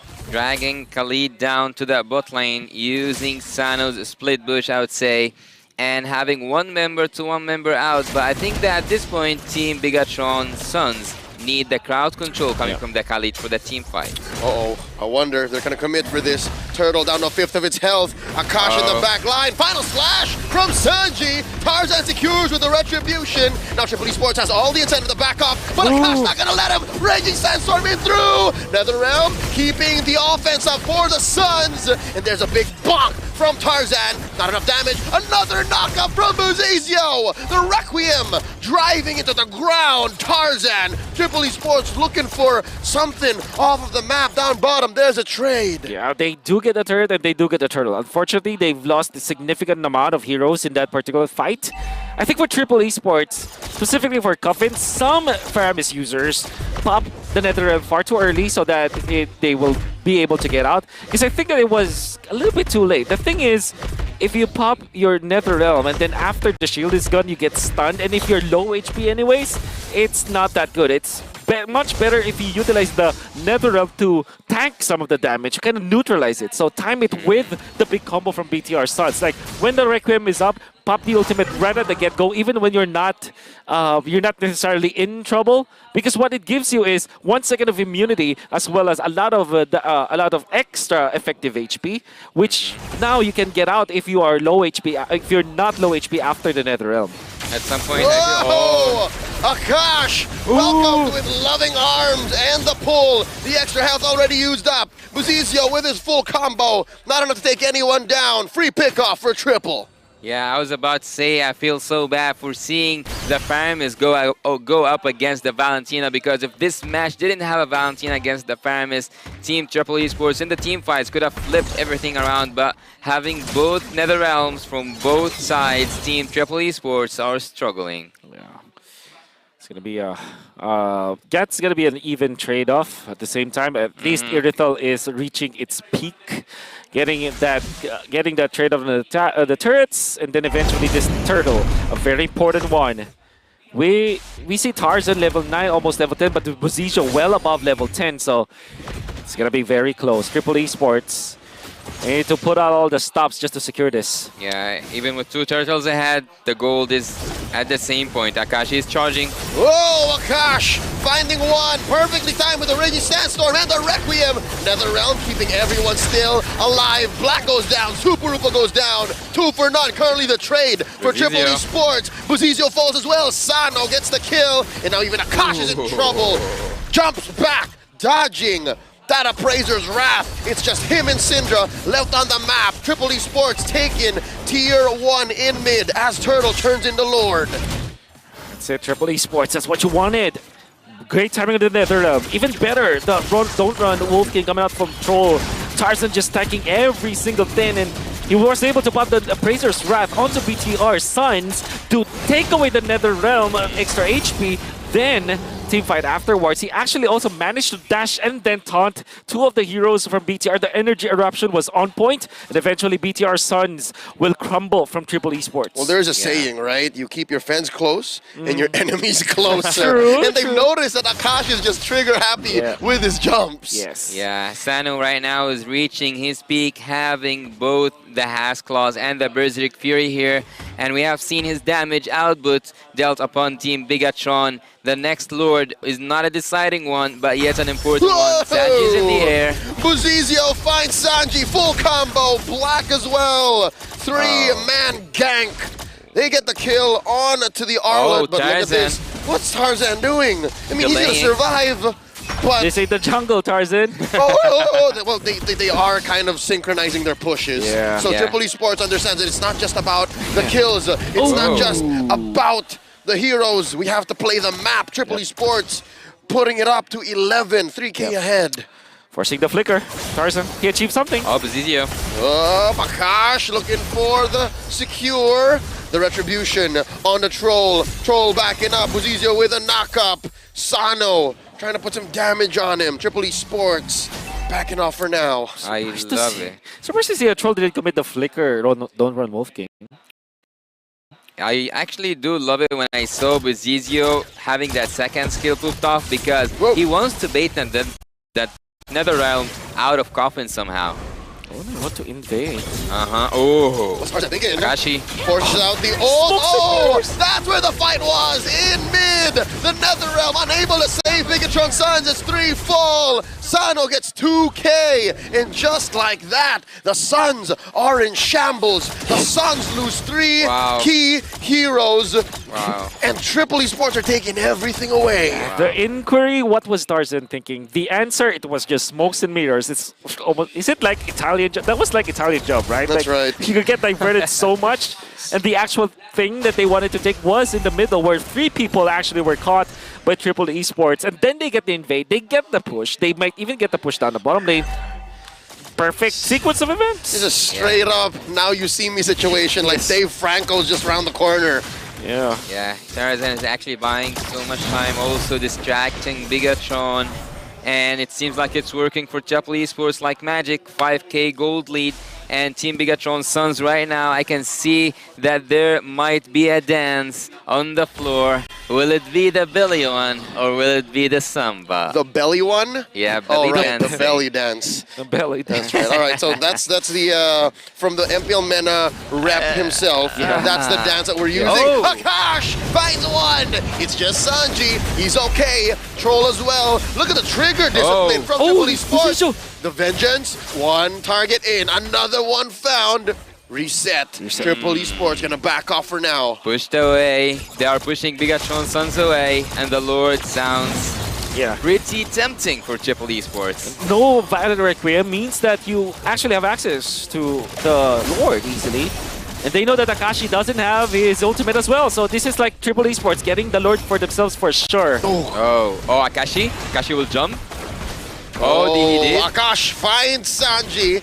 They go ahead and reset the Lord. Tarzan tries to call for the collapse. Instead, they let go. Look at how much damage Triple Esports has. Dancing.